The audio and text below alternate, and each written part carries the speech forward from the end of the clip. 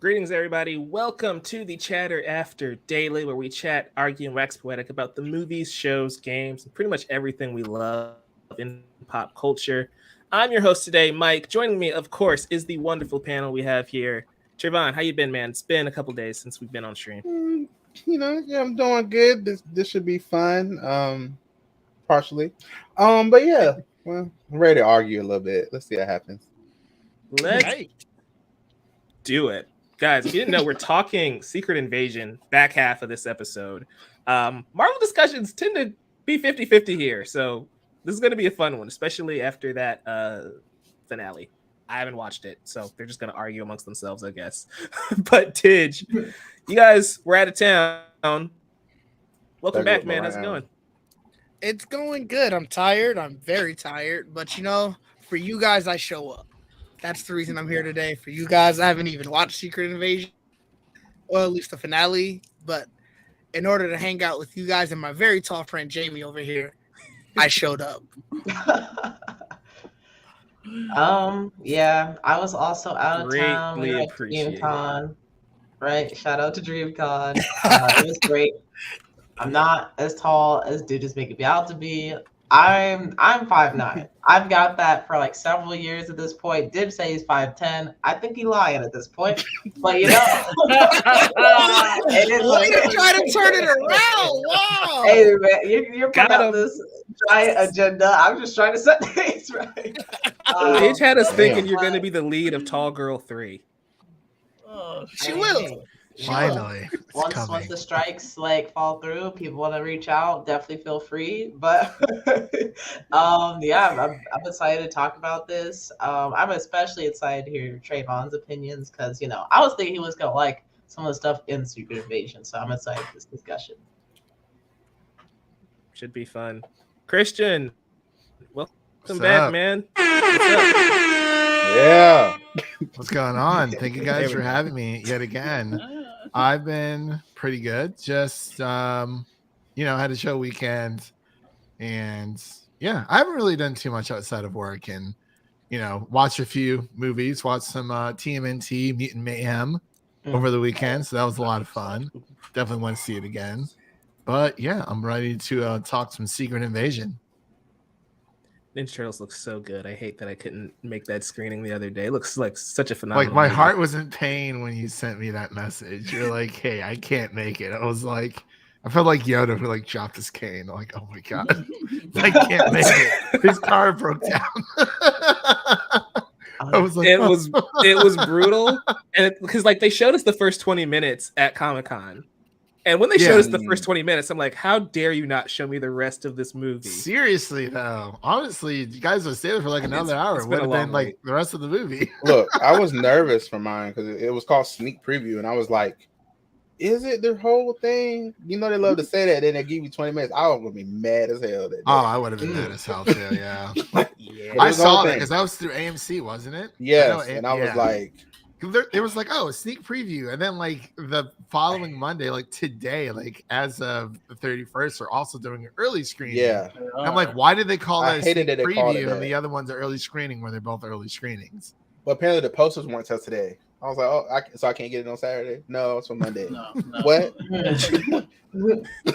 But yeah. So. Yeah, I definitely want to see it again though. Nice. But yeah, you definitely have to cover good. it. I love the Ninja Turtles. I do. One of my favorite franchises. I love this.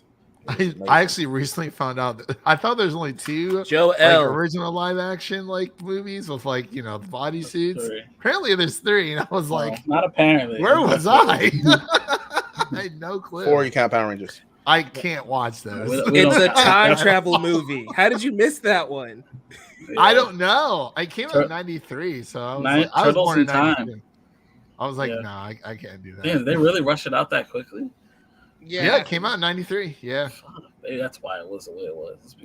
That's why the suits is good. Yeah, it's all hastily done. But yeah. No more live action Turtles, please. That's true. Man. Joel, how you doing? You ready to talk some Secret Invasion? Ready to talk everything. whatever the fuck we end up talking about. But yeah, I'm really. I had a busy week. I went to the movies twice this week. I went to see Oppenheimer and Talk to Me. So Ooh. I got my Talk to movies Me. in. It was really good. I saw that as well. Yeah. Very, very. Is good. that a horror movie? Yeah. Ooh. Very good. Very good. It was very good. Not here for the horror stuff. No. I have to find people to go with. Otherwise, I'm just gonna be panicking in the theater. So If you go in Fair. broad daylight, it's not too bad. You get out and still That's what I down. did. It's still That's what I bad. did. That's a terrifying movie. I was actually Yeah. able to sleep that night. I was able to sleep that night. I thought it'd be scarier, honestly, but I thought it was gonna be scarier too because I was like, Was it funny at all? Because I can go to those. There are some funny ass moments, but it's I didn't they're very laugh. far I was and few terrified. between. It was like maybe one or twice in the when I- beginning. There's some light moments, but it gets dark. It gets dark pretty fast. Yeah, I'm gonna stay away from this one. Yeah. Okay. yeah.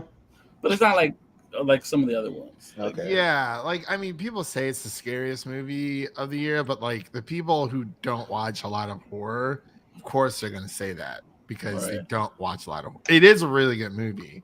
I think it shows that horror is still like alive and well. For sure. For sure. Original horror for sure. See, if the people that don't watch horror are saying it's the scariest movie of the year, then that I might have to wait on that one because I don't watch a lot of horror. So like I don't know. Let me wait. Because I'm like getting ready to move, so it's a very stressful time right now. I don't need to add on top of that. Nothing more than to Oh, pump your right. adrenaline more than to go watch this movie and be like, I'm ready to move. Like, Right now. I Right need to now. leave now. Just go watch Ninja Turtles and Barbie. Yeah. yeah, you'll be fine. Yeah. I need horror I can laugh at. It's not really horror, is it? Mhm. It's spoof. They make stupid decisions so I can laugh. That's I kinda mean, horror. they make questionable decisions in this movie. Alright. Like, Yes, they do. Every decision in this movie. Yeah, I'm like, why there's would some, you do like- this? oh yeah, Why would you absolutely. do this? I think they even say that during the movie at one point, like some white people shit. What was the movie It was with an it, with the Aussie it guy? saying, yeah, What's his some white name? people I shit. forgot that movie. Huh? Which one? The one with the it guy. The one that played it. Oh, Skarsgård? I laughed so hard. Barbarian? That was so funny. Yes. Oh yeah, I Barbarian was. Yeah, So that was a funny. good one. Barbarian. I liked Barbarian. I did too. No, I liked it too, but it was just funny the whole time. I did laugh a lot, especially early on in that movie. The decision. The decisions. It's so cringe at some of those moments. Oh yeah, Sidious I think is a little scary. For sure. That's just me. But, all right. Can't do horror either. Oh, Yeah. I used to hate horror when I was a kid though, but now Me too. I can handle it. Me But I too. will never watch Sinister ever again. Ooh, Sinister. Wow. I was scared of fucking the TV show It. That's how I was a chicken shit of everything. But the TV show It scarred me as a kid. I didn't even want to shower. see, I'll have to wait. Damn. Right, Mama? No, Lisa, you who's know up what? back? Was it where like they had like the shower scene where like the girl dies? Yeah, the blood. kinda Okay, comes- so I haven't bathroom watched scene. that movie to its entirety, but I saw that scene while it was playing on TV, and I was a kid. Well, I wasn't a kid, I was like a teenager. But I walked by and I saw that, I'm like, damn, that's scary as shit. And then while I was taking a shower, like the shower, for some reason, the water was like, I don't know what's happening in the pipes, but it was like stopping and starting, which had never happened before. So I literally like jumped out of the shower, slipped and fell because my feet were wet. So I fell to I the floor cursed Damn. myself. and I got back up. And I That was like, just "What's a going rough on?" go around for It you. was bad. It was really bad. A really bad coincidence. Yeah. It's tragic out Um, here, man. Yeah. Yeah. I was traumatized just from that specific scene. Like I didn't even see the whole film, but yeah, a fun story. For sure. Screw clowns. That's all I gotta say. Yeah, bro. Speaking of clowns, let's talk about Bob Iger. He has been saying stuff. Lots of I I thought stuff. that was That's- a segue into. That's putting it lightly. Yeah, Bob Iger is. Foot and mouth. Yeah. Mm. I'm just gonna weird. read this quote. Please Okay. do. And we've got two clapbacks that we're gonna have to address. So we'll get into this. Iger said, quote, regarding the actors and writers strike, quote, Right. "It's very disturbing to me. We've talked about disrupting forces on this business and the challenges we're facing. The recovery from COVID, which is ongoing, it's not completely back. This is the worst time in the world for that disruption. I understand any labor organization's desire to work on the behalf of its members to get the most compensation and be compensated fairly based on the value they deliver. We managed, as an industry, to negotiate a very good deal with the Directors Guild that reflects the value that the directors contribute to this great business. We wanted to do the same thing with the writers, and we'd like to do the same thing with the actors. There's a level of expectation that we have that is just not realistic, that they have that is not realistic. And they have added to a new set of challenges that the business is already facing that is, quite frankly, very disruptive." Newsflash, like Bob. Bobby Protests doesn't are really supposed to be realize- disruptive. Yeah. Exactly. I feel like he's missing that entire point. And there's more quotes that he goes on to say about how they're being unrealistic and, they want to replace them with AI. And I feel like wanting to fight against that is not unrealistic at all. So Bryan Cranston, this is coming from Hold on, I want to say something about the Variety. director's part really quick. So the Directors Guild, like, he acts like the directors aren't paid well already. Like, they're fine. Like, what deal did you make with them? It's like, okay. Like, Well, Yeah. even before you go into Yeah. what Bryan Cranston said, in terms of unrealistic, one of their terms that they asked for was, "Hey, we want to be paid on time," and the nah, How dare they? how dare How that dare is they? so unrealistic. The statement was, "Writers won't work as hard if they're paid on time." What are we doing here? yeah. But that's That's unrealistic. It's true. I mean, we that still don't talk was about the that most quote asinine thing I've ever seen. about people will Yeah. lose their houses before you negotiate, which is crazy. Like that, those kind of statements are crazy.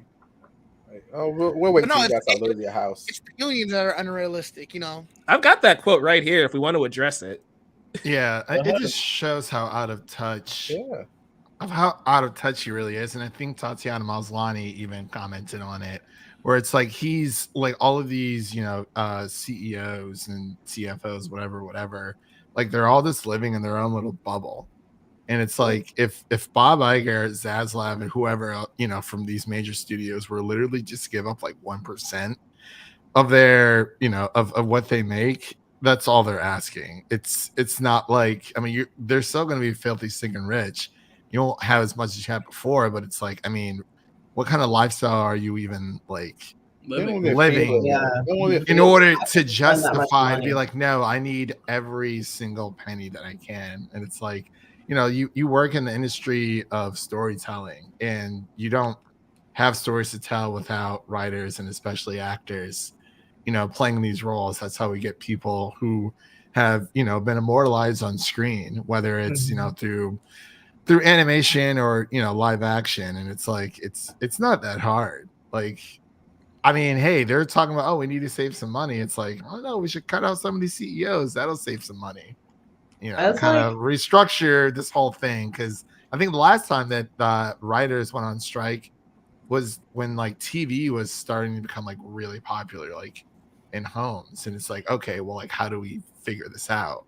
And like streaming messes up a lot, not even just in the film industry, but like music industry as well. Like it's a lot, like 1 + 1 is not equaling up to 2. Yeah. So Yeah. it's weird, but that's just my 2 cents. Yeah, it's been crazy to, I don't know, it's just very disheartening for someone who like wants to get into the like entertainment / like film industry to see like the way these people are being treated. And the fact that like these like the actors specifically are kind of like, they face the brunt for like a lot of these different things, whether the fault is theirs or not.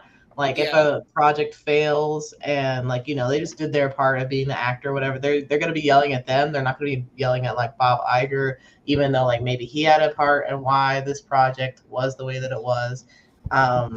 So it's just like a lot of people that kind of take on blame and like get yelled at and like are in some cases mistreated by the public in exchange for them to be able to like these CEOs to live the way that they live comfortably and not even have to worry about any of that kind of stuff. So I don't know. It's crazy, and I'm hoping that things will work out for both parties soon. But I don't know. Yeah, it is. Yeah, I don't know. It's just really crappy how like it really shows how like really just selfish like a lot of these like CEOs are. Like maybe we do need a reset in Hollywood. Maybe we do need to go to the point where, you know, Hollywood just runs dry and we just have like a hard reset of how things are restructured and how things are done, because it's like it's ridiculous. But that's like super extreme, obviously. But it's like, I don't know. It's not that crazy. Like, I guess I was very ignorant to a lot of how they get paid with this stuff, or depending on the actor, and like the high profile actors, like, you know, I was like, wow, like your show, you film your show to come out for a year, like or like think of the amount of times that people watch like The Office or Community or Direct on like Netflix or Peacock, whatever. Like a lot of those actors are not making anything. Yeah, like I mean, they're getting residual checks, but it's not as much as you would think at all. Right. And it's like that's why I'm saying like, yeah, like 1 + 1 is not equaling up to 2. It's like the amount of like, you know, for television when it's like broadcast, you know, for reruns, the you know, the residual checks come in, but like there was a system for that, you know. But now it's a different system because there's a new player in the game, and streaming is changing so much. Yeah. So it's like it's insane. Like obviously 80, well, I think Jessica Chastain said around like 80% of actors, and that's like all actors, not just like the high profile actors, you know, like you know, like Leonardo DiCaprio or like Samuel Jackson or someone like that. But like there's a lot of other actors, obviously, like there's a lot of things that we don't watch that obviously people are in, and it's like this is everyone, not just, you know, the Zendayas of the world and stuff like that. It's not like the high profile actor. This is like everyone else. Yeah. Right. Up and coming actors. Those are the ones that suffer the most, obviously. Yeah, they really do. Yeah. For sure. 11 paycheck. I think that's a good segue to what Bryan Cranston had to say. So I'm going to pull up this video and we can continue the conversation from there. Okay. I know, sir, that you look through things through a different lens. We don't expect you to understand who we are, but we ask you to hear us, and beyond that, to listen to us. When we tell you we will not be having our jobs taken away and giving to robots. We will not have you take away our right to work and earn a decent living. And lastly, and most importantly, we will not allow you to take away our dignity. We are union through and through, all the way to the end. Thank you. God bless you. Stay together. We will win this fight. God bless you. So, Bryan Cranston, I think him being up on stage is very important because as big and famous as he is, he did start off as, you know, like a character actor. Like he was doing sitcoms and he was doing small bits, and then Breaking Bad happened and he started getting leading roles. And so he's been on every side. I like that Malcolm in the Middle erasure there. I said comedies. I mean, he was in Seinfeld. Like he was in a lot of sitcoms. I get that, but Malcolm in the Middle, I felt like that wasn't a bit role. he's also not the main character either, though. He was in Seinfeld. He played like a dentist. Like he was coming in and out of episodes, so he wasn't like the main star. But yeah, like obviously he's like one of those actors, like Jamie Foxx, played a monster on Power Rangers, like those sitcom roles. And he played a monster. Kind of. You did. Bottom of the barrel. You started right at the bottom of the barrel. You know what I mean? Hey, but Breaking Bad. Well, but Breaking Bad is really what like that was, maybe not his household role, but like like that's his household role. Like that's what I'll give you that. Yeah, for sure. Mainly recognize him for. For me, it's Zordon. But... Wow. You just had to be different. but yeah, the point being, like, he's seen every aspect of Hollywood from the actor's side. Yeah. And so he's gotten those $20 residual checks, and he's gotten, I'm sure, the millions of dollars from Breaking Bad in residuals as well. So for him to be that passionate shows, I think, that they're not going to give up without a fight. I hope the studios realize that they're going to have to compromise. Like they're pushing movies back. This is part of the conversation here too of Dune might get pushed back. They already pushed back Craven. They already can't finish film. I know, right? Poor Craven. I want to see him. Yeah, very sad. Anyway. I want to see it. Tragic. Yes, very sad. Anyway. No, but like all these movies are starting to get moved and delayed. Yeah. Spider-Verse, they just said was delayed indefinitely. And I am triggered by that. They lied to us anyway, so. I mean, they did, but now it's indefinite. I've accepted it. We're going to get it 2025, 2026 anyway. So. Yeah, but now we're looking at 2027, 2028. So yeah. I'm mad. It's a quote 11. When is soon? Yes, exactly. They owe us. They owe us something. They do. But like everybody gets through Spider-Man 2. Iger's basically blaming the writers and the actors for all of these delays and saying, hey, you're hurting Hollywood. We just got through COVID. It's like, well, you just got through COVID. How about you pay your people?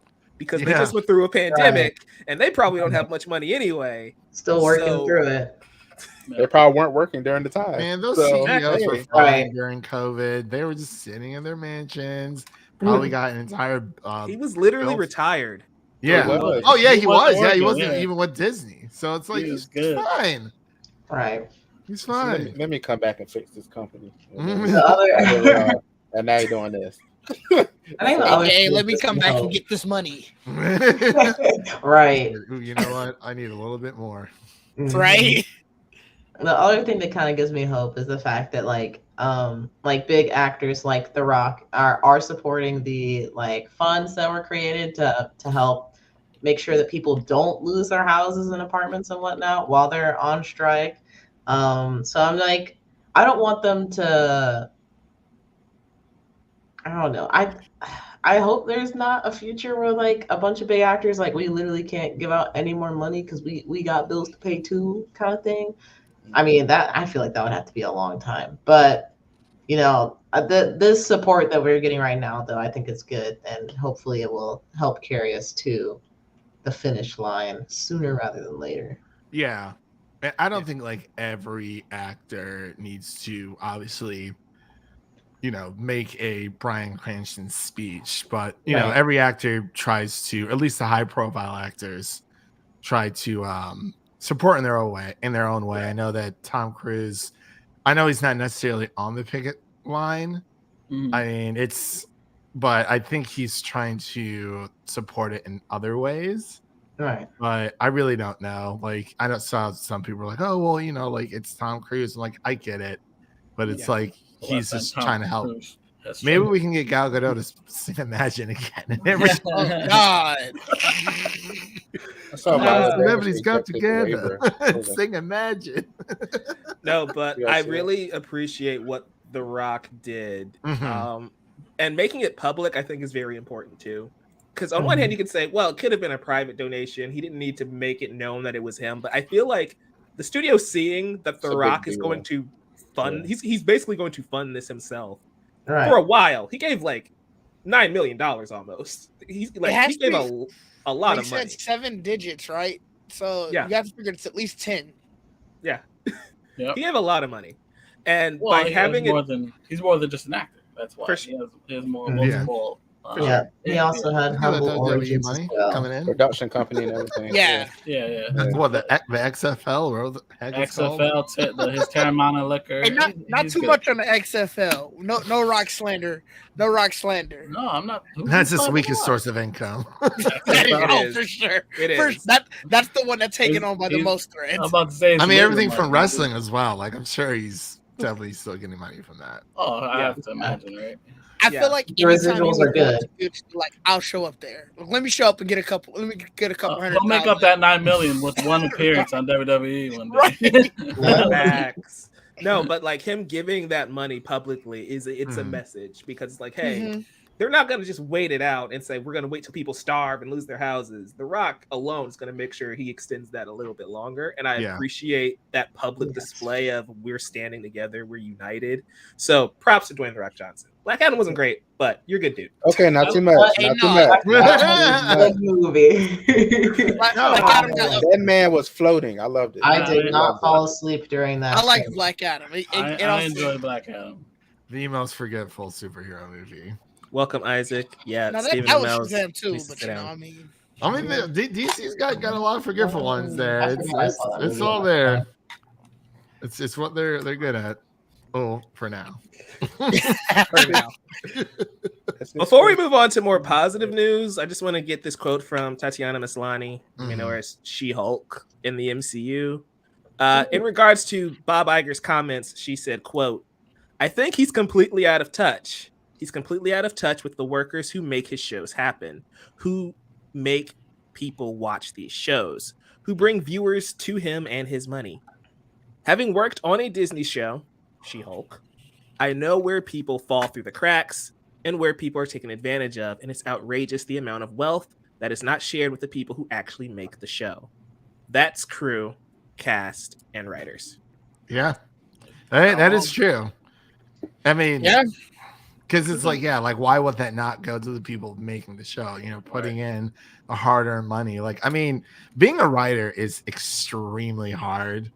And then like to memorize all those lines and having to portray it in a way where it's, you know, believable and like following director and whatnot, like that's tough work.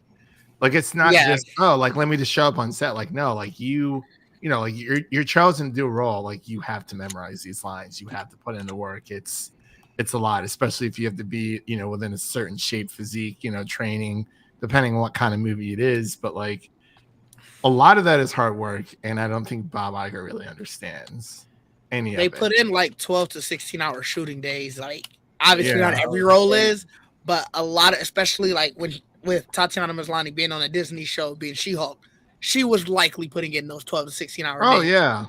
Like, and that's anybody. I don't care what you're doing. If you're putting 12 to 16 hours in your job, it should be equitable to what you should be paid. Oh, absolutely. Oh, yeah. Yeah, like it, you know, people are putting their blood, sweat, and tears in some of these roles. You got freaking Tom Cruise jumping off cliffs and crap. Like it's Like, I mean, like times. I'm just saying, like I mean, he loves the movies as much as anyone, and it's like he's a prime example of what he's put in to his projects. So it's like it's insane how it just shows how greedy Hollywood is, and I'm like, I don't know, man. It's not looking good. I'm hoping it gets resolved soon though, because I can't.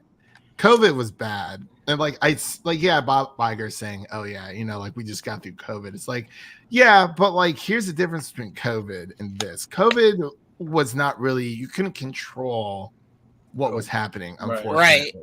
This is something you can easily control. You can easily give back to the people who are working on these projects. You can fix this tomorrow. Right. You couldn't fix COVID in a day because people are still out here getting COVID. But it's like this is something that is in a controlled environment that can be resolved like within a moment's notice. But yeah, honestly, I feel like during COVID, people probably like realize like, oh, these checks are awful. What am I doing? There were still films going on during COVID. So like some of these people, he's talking about, oh, we just got through COVID. For some of these actors, there was no getting through COVID. It was, I just got through living, like because I was out there working during COVID. Yeah. So, or your thing got delayed until COVID was over. Technically. Yep. You know, you filmed it before, and Wait 3 years later. Oh, here it is. No. Yeah. That sucks. The Flash. That had to suck so bad. That had to suck so bad. Yeah. Like, I think it was like a week or two out from seeing A Quiet Place Part 2. I was so excited. I was so excited to see that in theaters. And then COVID happened. And it just got poof. It's like an entire, year and a half or something like that. I was like, that was the longest year of everyone's lives because it still feels like ever since then, it's like time just really messed a lot of stuff up. Yeah. Yeah. But Bob Iger, pay your people. David Zaslav, stop fucking around. Stop fucking up Warner Brothers and pay your people, please. It's oh my god, it's just like, man, give me a Warner Brothers. I will change everything. It's crazy. It's like you knew that these studio heads were kind of evil, but you didn't realize how evil. Yeah, it's like I knew companies didn't care about me, but but geez, to this extent, like this is like a new level of they just don't care. Lose your house, Mike, you don't need to be paid. You've been talking and you're muted. I don't know what all you've been saying. Nothing really. I was just gonna say once they start vocalizing, hey, we're just gonna wait it out until they start losing their houses. That's how you know they're evil. Like, I know you didn't care about them, but my goodness, I didn't know it was that far. Like that is a low. The paying on time thing is so crazy. I was like, what do you mean? Like, how do you say, oh, you're not incentivized to work hard by getting paid? In what world does that statement make sense? You work to get your money. Like, you trying to tell me, oh, you get paid in a month, maybe. Yeah, I'm gonna be real. I feel like that would have the opposite effect. I would work less if I'm not getting paid on time. I'm not working at all, honestly. Yeah. I mean, even during COVID, you saw a lot of people.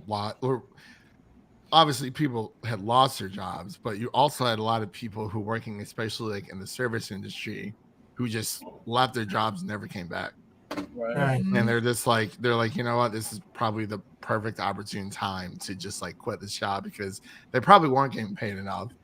And then it's like, why put in all this effort if you're not going to get paid what you're owed? And it's like, it's ridiculous. I don't know. There's only I'm hoping it gets resolved because I swear to God, if Dune Part 2 moves, it's moving, man. Heads are gonna roll. You might as well get ready for that. That's moving. Oh, you might as well start rolling those heads because I thought it was moved already. Listen, if the Marvels move, I'm screaming. Like they were battling, like, oh, Disney wants the IMAX for the Marvels, and I'm like, they'll get if Doom moves. Just saying. They would. Just saying. I feel like they all can't move, right? Because somebody's got to be like, hey, if we keep our movie here, we're the only thing playing. That's what I see. That's why Chris Nolan said that during Tenet. That was a pandemic. We couldn't go see it. That's true. That's true. That's very true. Yeah, I mean, I'm just saying, man, Zap, you better hold your ground. Dune better not move. Color Purple better not move. I swear, like, absolutely not. Hunger Games, I'm watching you, Lionsgate. I swear to God. I feel like the theaters might be shaking right now too. Honestly, they're like, "Oh my God, please don't." Please. After COVID, they're probably like, please, not right Seriously. now. Some of them theaters never came back either. True. They're still struggling. I mean, Regal been closing down left and right. Who is? Regal. Yeah, Regal's. Yeah. Well, y'all remember we all thought the AMC was just gonna shut down, and they miraculously survived. I was like, they out here buying theaters, so I don't know. I was going to AMC. They're like, AMC acts like they're broke, but they're not. Come on, they're not. They got the Nicole Kidman plan, man. I think they're the largest theater chain in the world. It's wild for them to say that. Yeah, they'll be fine. They're okay. They'll really be fine. They need to build a new AMC in Milwaukee, right? Seriously. Yes. Nicole, but as of right now, Marcus is holding it down. There you go. Yeah. I will say, to all the studios, pay the people that make you money. Like Barbie, Oppenheimer, Mission Impossible, Elemental. Like all of these are fantastic, mostly original movies. Even if they aren't sequels, they're original stories that people love. And instead of greenlighting Mattel Cinematic Universe, because those are your bright ideas, why don't you just pay the folks making these stories and these worlds that people enjoy? I mean, you don't want to see Hot Wheels I mean, you don't want to see the new Spy Kids movie coming out September 22nd? Barbie about to get to $1 billion. Horrible And these enough. people aren't getting Hey, no those piece of that. toddlers. That was horrible. They put in the work. Oh my gosh. But they did have like some animated Hot Wheels movies that I don't know why, but my brother swears by them. So I'm sure he'd be like, yeah, live action, let's do it. But he might be like the only person on the planet that's saying Isn't that just Fast and Furious though? Basically. Yeah, basically. No, you need the loop-de-loops. Without the loop, is it Hot Wheels without loop-de-loops? They had science in it. Collab, build loop-de-loops in Fast 11. Yo, Oh, yeah, that'd be there you go. wild. Then goes down the loop, it shoots them into space, boom, done. Yep. That sounds like Fast and Furious. Wonderful. I have to say though, the studios are going to be somewhat happy considering, Barbenheimer is just dominating everything. Mhm. They've already crossed $1 billion combined. But And Barbie's gonna do it on its own. Boom. Barbie's about to do it on her own. Yes. She is. This Barbie's edit doing is great. heinous, Mike. Like, hold up. Before we get into this edit is insane. You haven't seen these? There's been so I many. haven't seen this particular one. And this one, I don't know. It's the suit. Yeah, It's wonderful. He said he wants to be a Ken in the next one. I did see that. That was That's good. crazy. They're gonna make another. I guess they could. I mean, yeah, they're Of going course. to. Yeah, Yeah, they're gonna make another Barbie. If they're doing the Mattel CU, they got to. It's gotta be back. We got a new MCU in our hands. Oh my god. Mattel Cinematic Universe. Hey man, I mean, they did start off pretty strong, so if they kept it up, then they would be the best MCU. Oh god. Oh my god. No.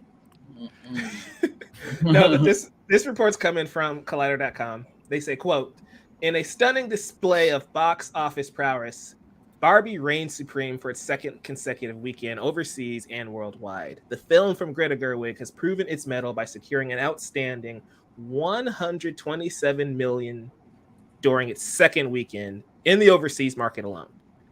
That is only a 31% drop from its opening weekend, which, guys, that never happens. We're usually looking at 50% or higher in their second weekend drops.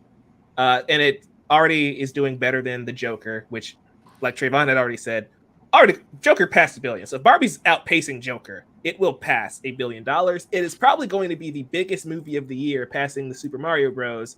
It's currently sitting at $781 million on a budget of $145 million. Wow. That's crazy. That's Oppenheimer. A lot of money. The 3-hour R-rated biopic has made $400 million on a budget of $100 million. That's crazy too, actually. That might be crazier than Barbie somehow. Yeah. Yeah. I mean, the Yeah, fact that Oppenheimer was able to, spend half as much as they did with Secret Invasion, or more than less than half, and come out with that much. Like, mind you, what was it? The new Indiana Jones movie cost like $300 million to make. Yeah. Crazy. Did it really? Wow. Yes. That's all- why it's All considered a that bomb. CG. It's That's made all money, but yeah. That's all back end shit too, probably. Like from movies Yeah. that never got made and that just added on to the budget. It sucks. Mhm. De-aging Harrison Ford too. Yeah, just to I'm put sure some that- stuff into perspective. How much does that cost though? That's crazy. Probably a lot. Yeah. If they had to do it a lot, then yeah. I think it's easier to age someone than a de-age.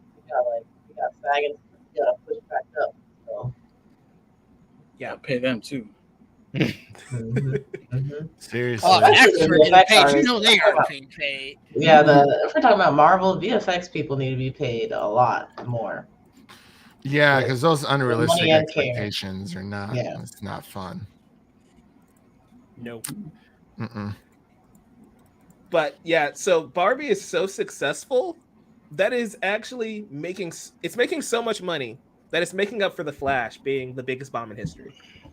Like they're working their way out of the black because Barbie is picking up the slack for The Flash. Which is insane, but Here we are. Exactly, Isaac. Yes, Barbie's doing what WB thought the Flash would Flash was going to do. Yeah. giving away all those free screenings. There's no idea they thought the Flash was going to do that. There's no way. Hey, look, guys, the Flash made 200,000 this weekend. They did something more than I was expecting. Everyone was so hyped with that movie, and it's like I feel like we were led astray. Oh, we were definitely lied to. Yeah, I was like, why is James Gunn out here saying it's one of the best comic book movies? I was like, I understand it's James Gunn's job to promote Warner Brothers films. Like, that's just what he has to do. Like, it's but like, hey, go see it. But like, he could have one said of the greatest superhero movies ever. I was like, James, you took it too far. It was great for him to say that, but it was like all the other people. I was like, what the hell is this? Yeah, didn't like Stephen King say something? Yes, that was the one that was crazy. I was like, what? I was Tom like, why Cruise, do I care what Stephen King says? Yeah. When Tom Cruise, like, let me open this Rolodex. Yeah, Tom Cruise said, yeah.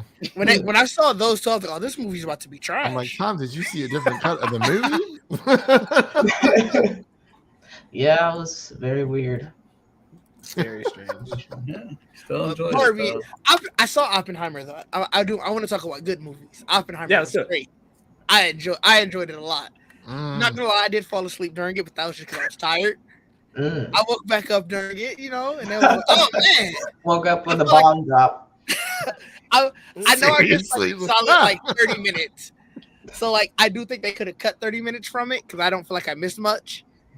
I don't know what I missed. I'll have to watch it again, and I'm not watching that in theaters for 30 minutes. It's definitely a slow burn for sure.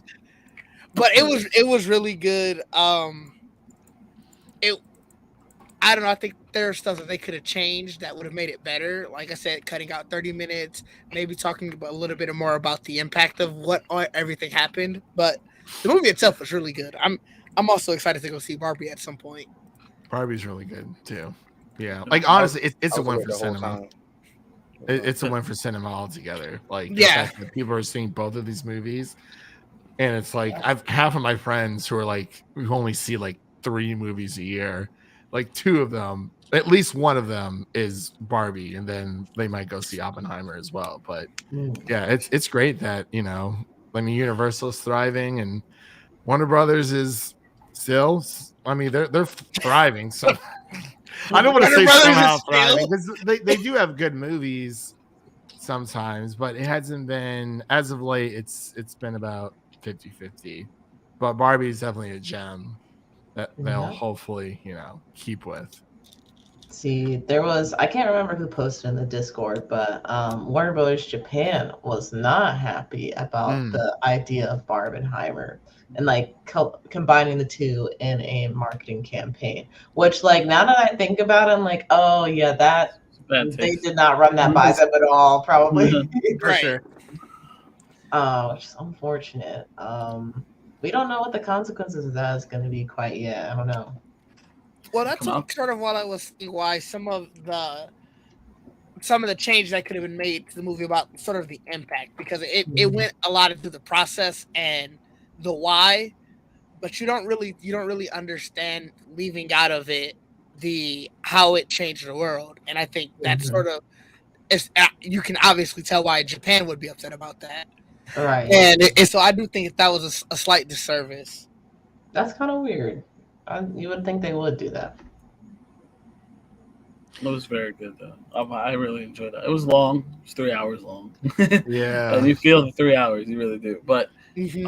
I usually do kind of doze off sometimes, but it's usually when I don't know why I'm weird, but like sometimes an action movie might put me to sleep because all the moving around, like a kid with mobile. It's like, so I might pass out. For John Wick 4, I'm not gonna lie. Yeah, sometimes your eyes moving around. You're like, yeah, but, what's going on? But this movie, if you're not into a lot of talking, it's probably not your movie, right? Because this is primarily a lot of talking and information, a lot of taking it in, but it's very well shot, very well acted, and like I didn't know much about Oppenheimer going in, so it was a lot of new information that I wasn't taking, and like I knew almost none of this, so I was very impressed by how they told the story, and I actually did the research afterwards just to like compare and contrast like what some people actually look like compared to what they look like in the movie, and like how much did they nail it. I'm like, oh wow, it does look like that. It's crazy. But yeah, I really that was incredible. I thought it was really well done. It might not be for everyone, but it worked for me. Yeah. My mom went to go see it. She said she liked it. She fell asleep for like 30 minutes. That's what she said. But it'll be happening. Overall, yeah, no, it happens. It's like depending what you're doing during the day. That's why I tell people, I'm like, hey, yeah, like if you're gonna go do like the whole Barbenheimer, like that double feature thing, God bless. Go see Oppenheimer as early as you possibly can. Like I saw showings for 6:30 in the morning at AMC. Honestly, that might have been a smart idea. That movie. Like I said, it was. Give them more showings too. I would sleep through the whole thing if I'm at 6:30. Well, obviously it doesn't have to be that early, but like I don't know, like a 10, maybe 11 o'clock showing. I mean, you gotta think because like watching movies in the morning is like the best thing in the world. Like you're awake, you're alert, like you haven't really spent any energy doing anything else. Like watch Oppenheimer, then take like I don't know, like an hour break, and then go see Barbie on the same day. A nice palate. Yeah, nice little palate cleanser. Or you could do it the other way around. You can do the appetizer Barbie first and then get into Oppenheimer. But like if you're doing a double feature, like a day at the movies, because that's pretty much like 5, almost 6 hours. Like shout out to Barbie for being so short. Yeah, to make this work. Seriously, yeah. So it's like, yeah, definitely go see both. Like it's a win for everyone. That was my goal. You can't go wrong with either or. You really can't. You can't. I love Oppenheimer. I don't think a movie has captured my attention as much as Oppenheimer this year. You're right. Yeah, like you were saying earlier, Joel. Like it's a lot of it's just talking. It's not an action movie. It's a drama. Not at all. But Cillian Murphy, Florence Pugh, Robert Downey Jr. Like there's so many great performances that you're just engrossed in the story and what's happening. And honestly, every actor in this movie, it might be their best performance. Just period. That's how good they are in this film. There's so many actors you don't even expect to show up, pop up. Like holy shit, a lot. Yeah. It's like crazy. I get to be in a Nolan movie.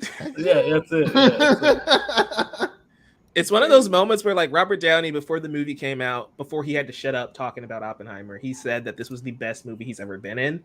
And I'm like, dude, you've been in a lot of good movies. Let's slow down for a second. Watching the movie, it's like, oh yeah, I get it. He did a fantastic job, though. You said that? My God, and he was afraid that he had like lost a lot of his acting talent from playing Tony Stark for so long. I'm like, I get it. It's like a 10-year commitment, but it doesn't mean that you couldn't have done other things. But I see what he's saying because it's you're acting for MCU.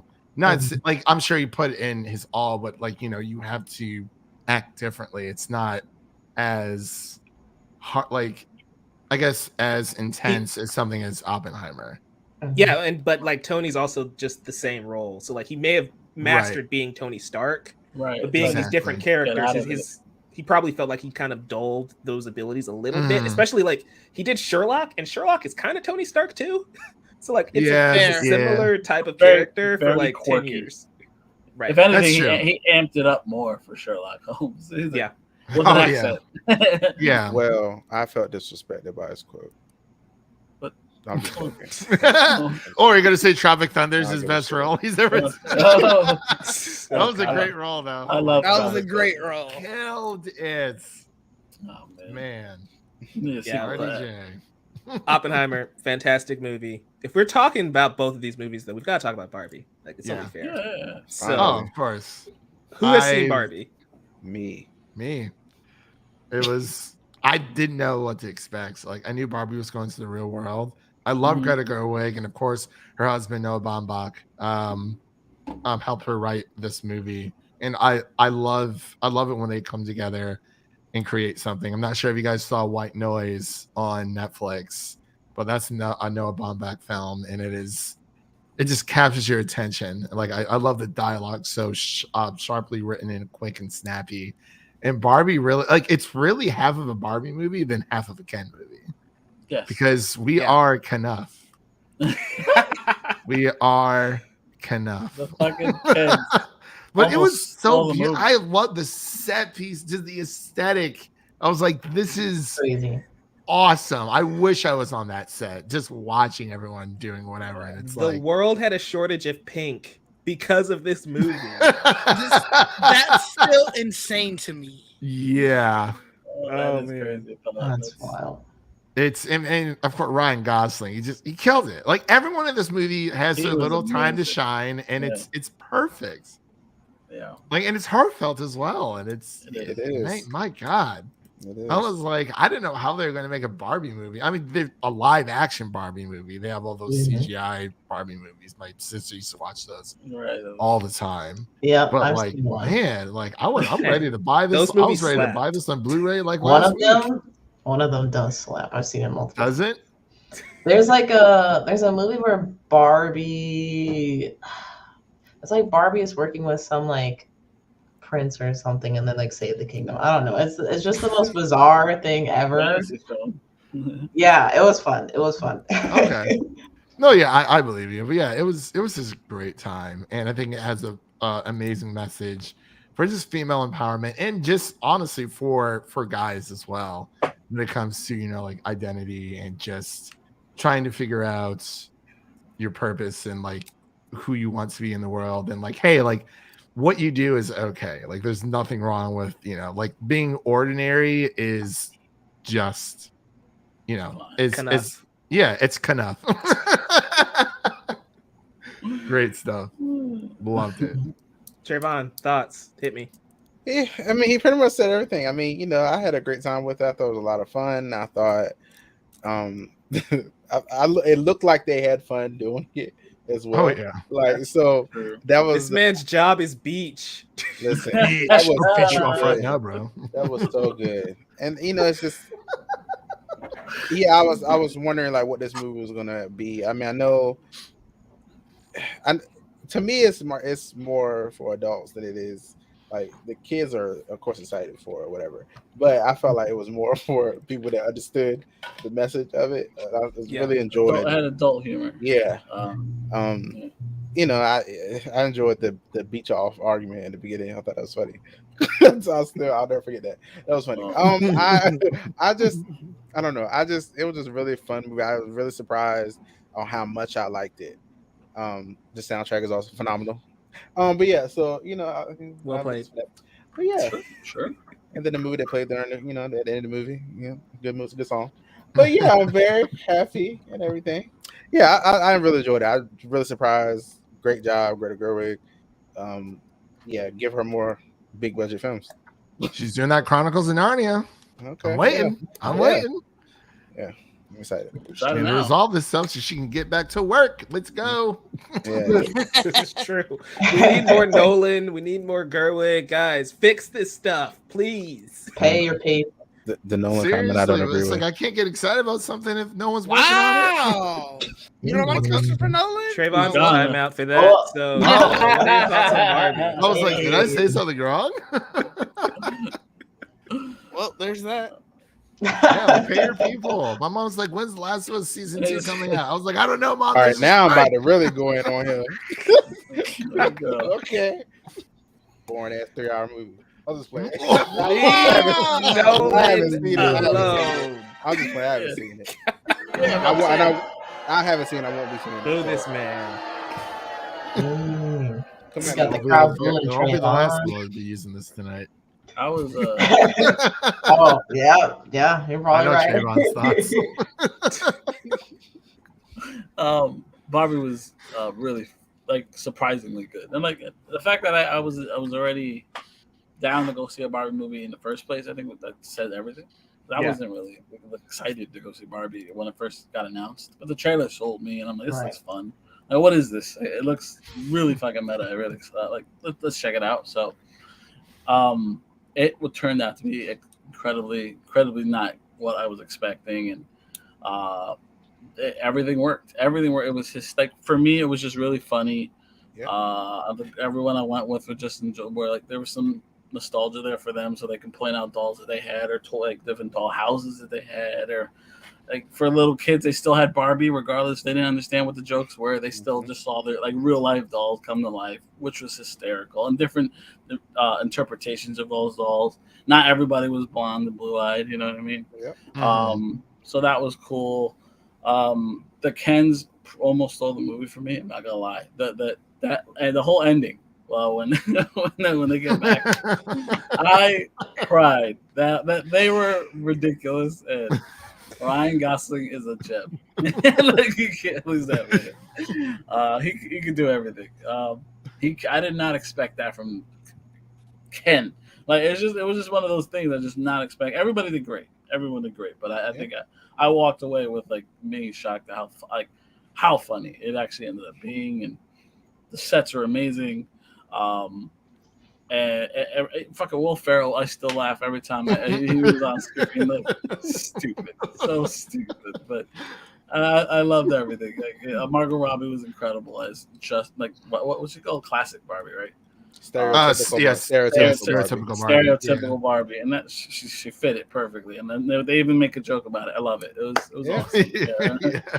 So it was definitely not too serious at all, and I really enjoyed that. Oh, the fourth wall breaking was on point. I did not expect that whatsoever. I was like, that was amazing. It hit all the mark. It hit all every time it did it. I laughed so hard. Yeah. Like it was so well done. It really was. Really well done. Oh yeah, Barbie, fantastic movie. I appreciate everything you guys have said about it so far. I feel like this movie it's geared towards adults for sure. I think kids could still get some enjoyment out of it. I mean, just look at this screenshot again. Look how colorful it's like. It's mesmerizing. This is like how vibrant and yes, it sure is. Aesthetics is like when Barbie's. It's just a small little like when Barbie's drinking like a glass of milk. Like obviously, it's nothing's there. That was so funny. But to her, it's like, oh my god, my water's cold, but like there's my milk is spoiled. Yeah, my milk is spoiled, and it's like it's so. I gotta know how long it took to film that because I know she had to crack up. Oh, absolutely. Oh yeah, sure. The water where they're running in.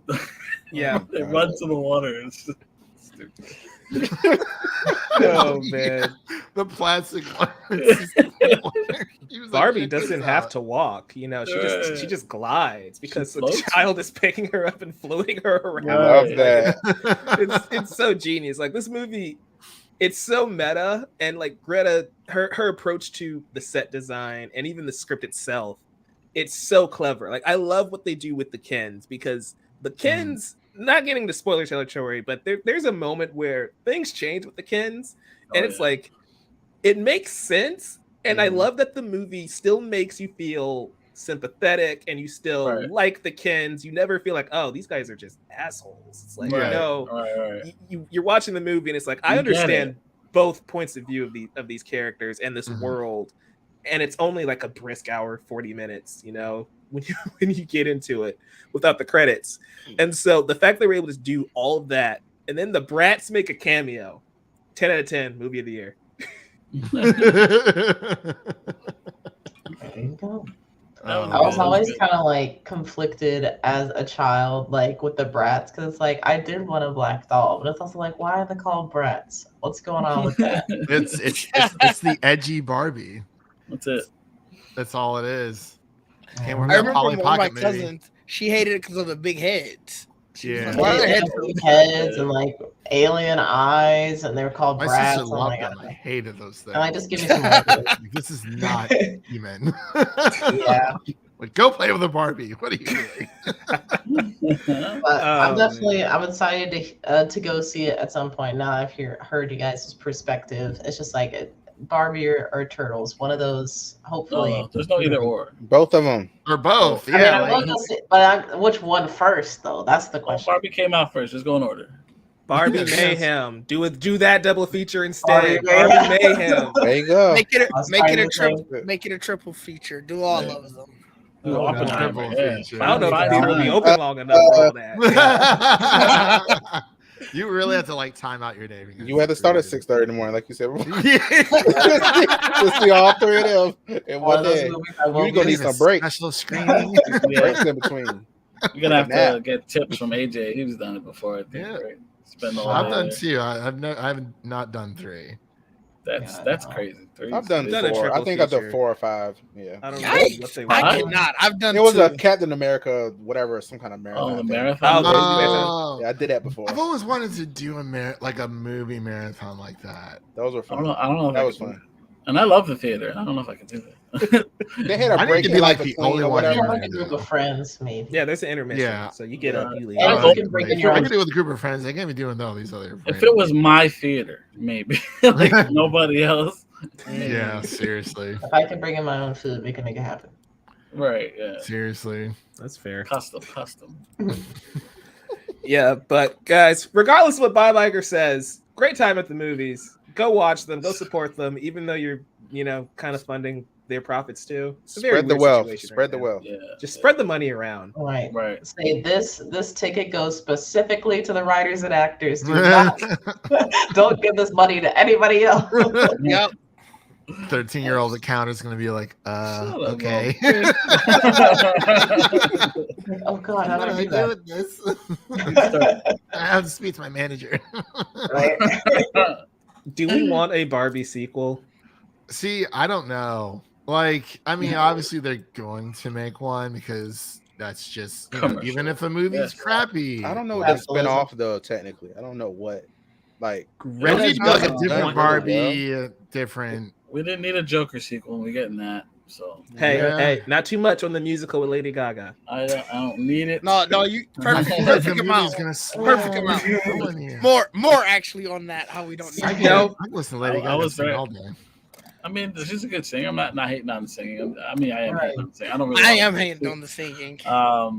I don't really want it to be a musical, but whatever. I didn't want to see a sequel, but whatever. I mean, I like the first Joker, and I I like bet you didn't Barbie. want this movie to be a musical, but Ryan Gosling You said, know, "Screw you, but we're it's doing not- La La Land." again." If the Joker is like this, and it's not super musical. Yeah, I'll take it. You know, what I mean? It's not bad. The music was just fine in this movie. It wasn't like a Disney musical. Sure.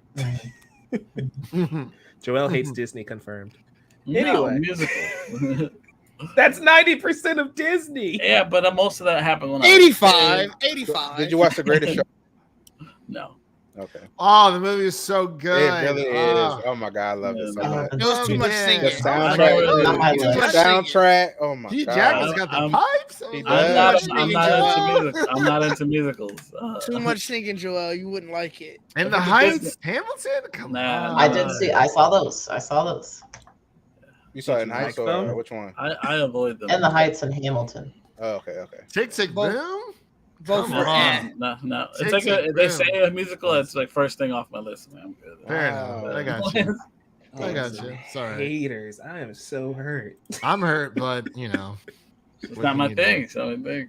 I Yeah. skip through those episodes every time to the CW episode, and they always have it. They always You have one episode. skipped the Flash musical? I skip every Flash musical, every Riverdale musical, Grant Gustin and Melissa Benoist ate that episode. I'm Supergirl sorry. musical. They are singers, so it was great. Yeah. Good. I mean, Joe it's great. House really gonna get to nationals. If anyone knows that reference. If anyone knows that Community, reference. baby. I gotta try. That was such a great episode. Britta, I don't know the words. It's in your heart, Britta. Lyrics in your heart. I was like, oh God. My favorite musical got to be Greatest Showman, though, for real. Like, really, Hey, no, I love it. tried. I was It's like, oh my God. fantastic time. Like, Yeah. I watched it plenty of times. Listened to the I'm gonna soundtrack plenty of watch it times. again. I gotta watch it again.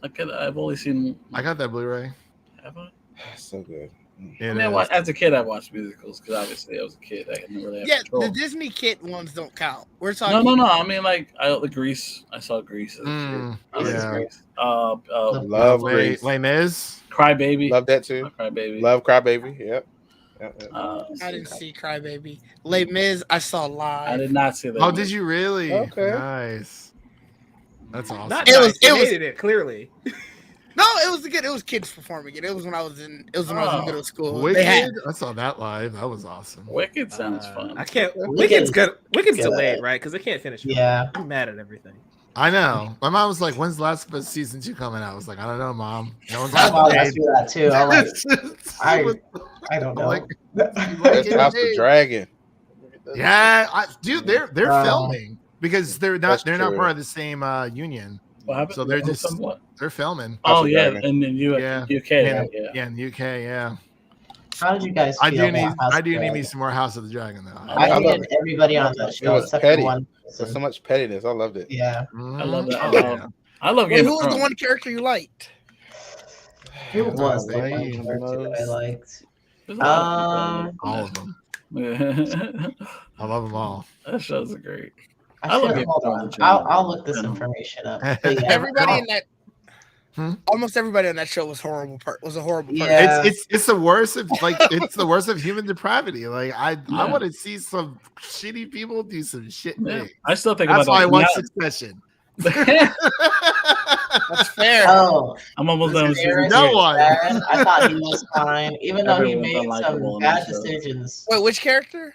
Viserys, the dad. He was like, horrible. I thought he was one of the better. By the way, he made some bad decisions though, but his heart was in the right place. Snub from the Emmys altogether. He did a fantastic he played it fantastic, but he was a horrible character. Hey man, he was sick. He had his moment. He had his heart. Like leave me really alone. He should have died like 5 episodes. He was too stubborn. I was surprised how long he was alive. Every new episode, he knew. He knew if he died, like shit was gonna go. It was gonna pop off. But when his death came, it was great. It was perfect. I still think about the finale of that season. I know. Damn, how are we gonna? That's just gonna go crazy. It's gonna be insane. Yeah, like now, like the real war starts. Like this is the season 1 is just like the setup.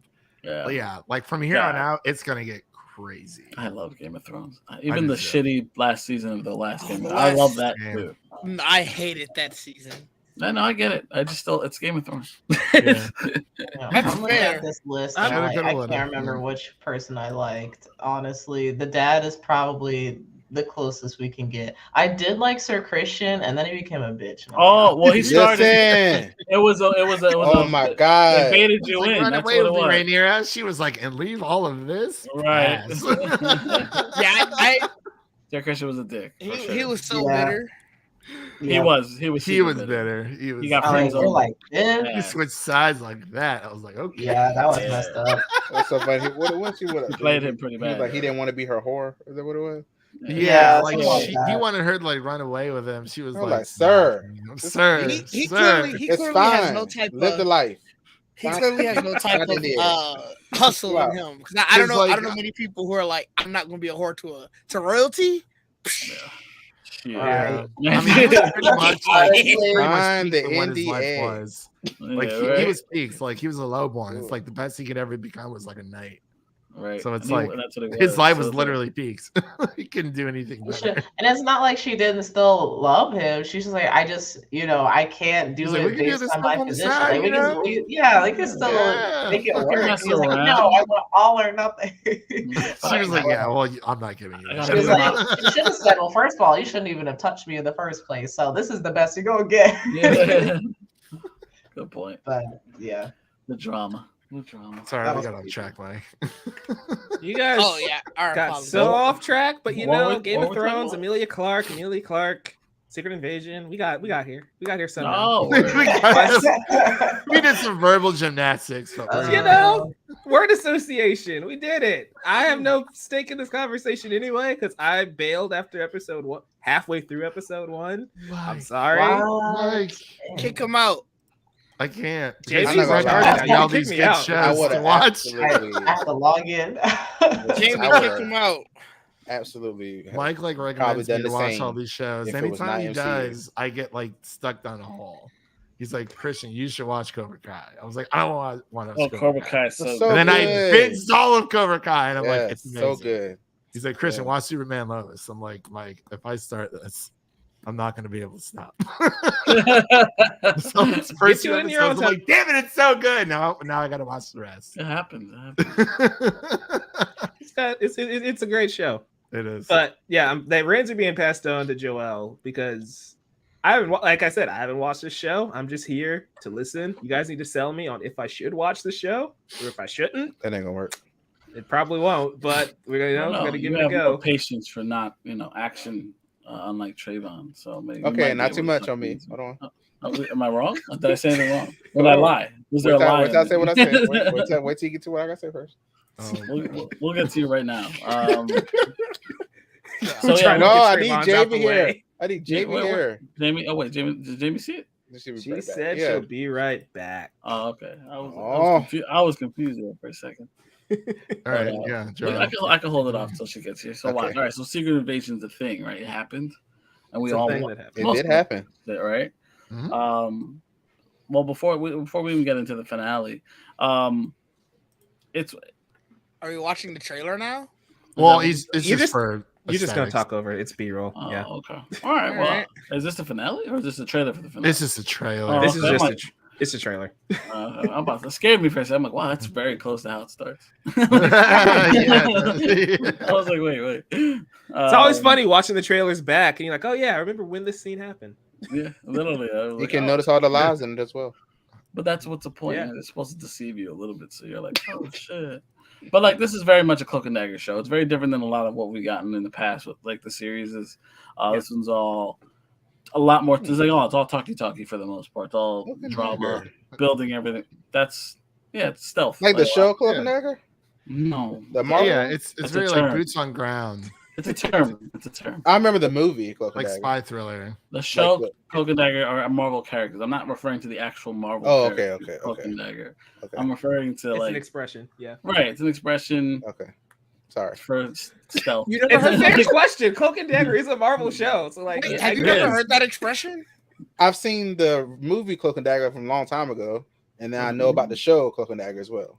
I don't So think that's the what I expression has anything to do That's with what I those. thought Though. of. That's what I thought. It doesn't. It doesn't, but I get how Trevon. I like how your I mind understand works, that. though. I understand. Series? I tried No. in my mind. I was like running through them, like running through the movies. I was like, wait a minute, how's this No. similar? That's what I was.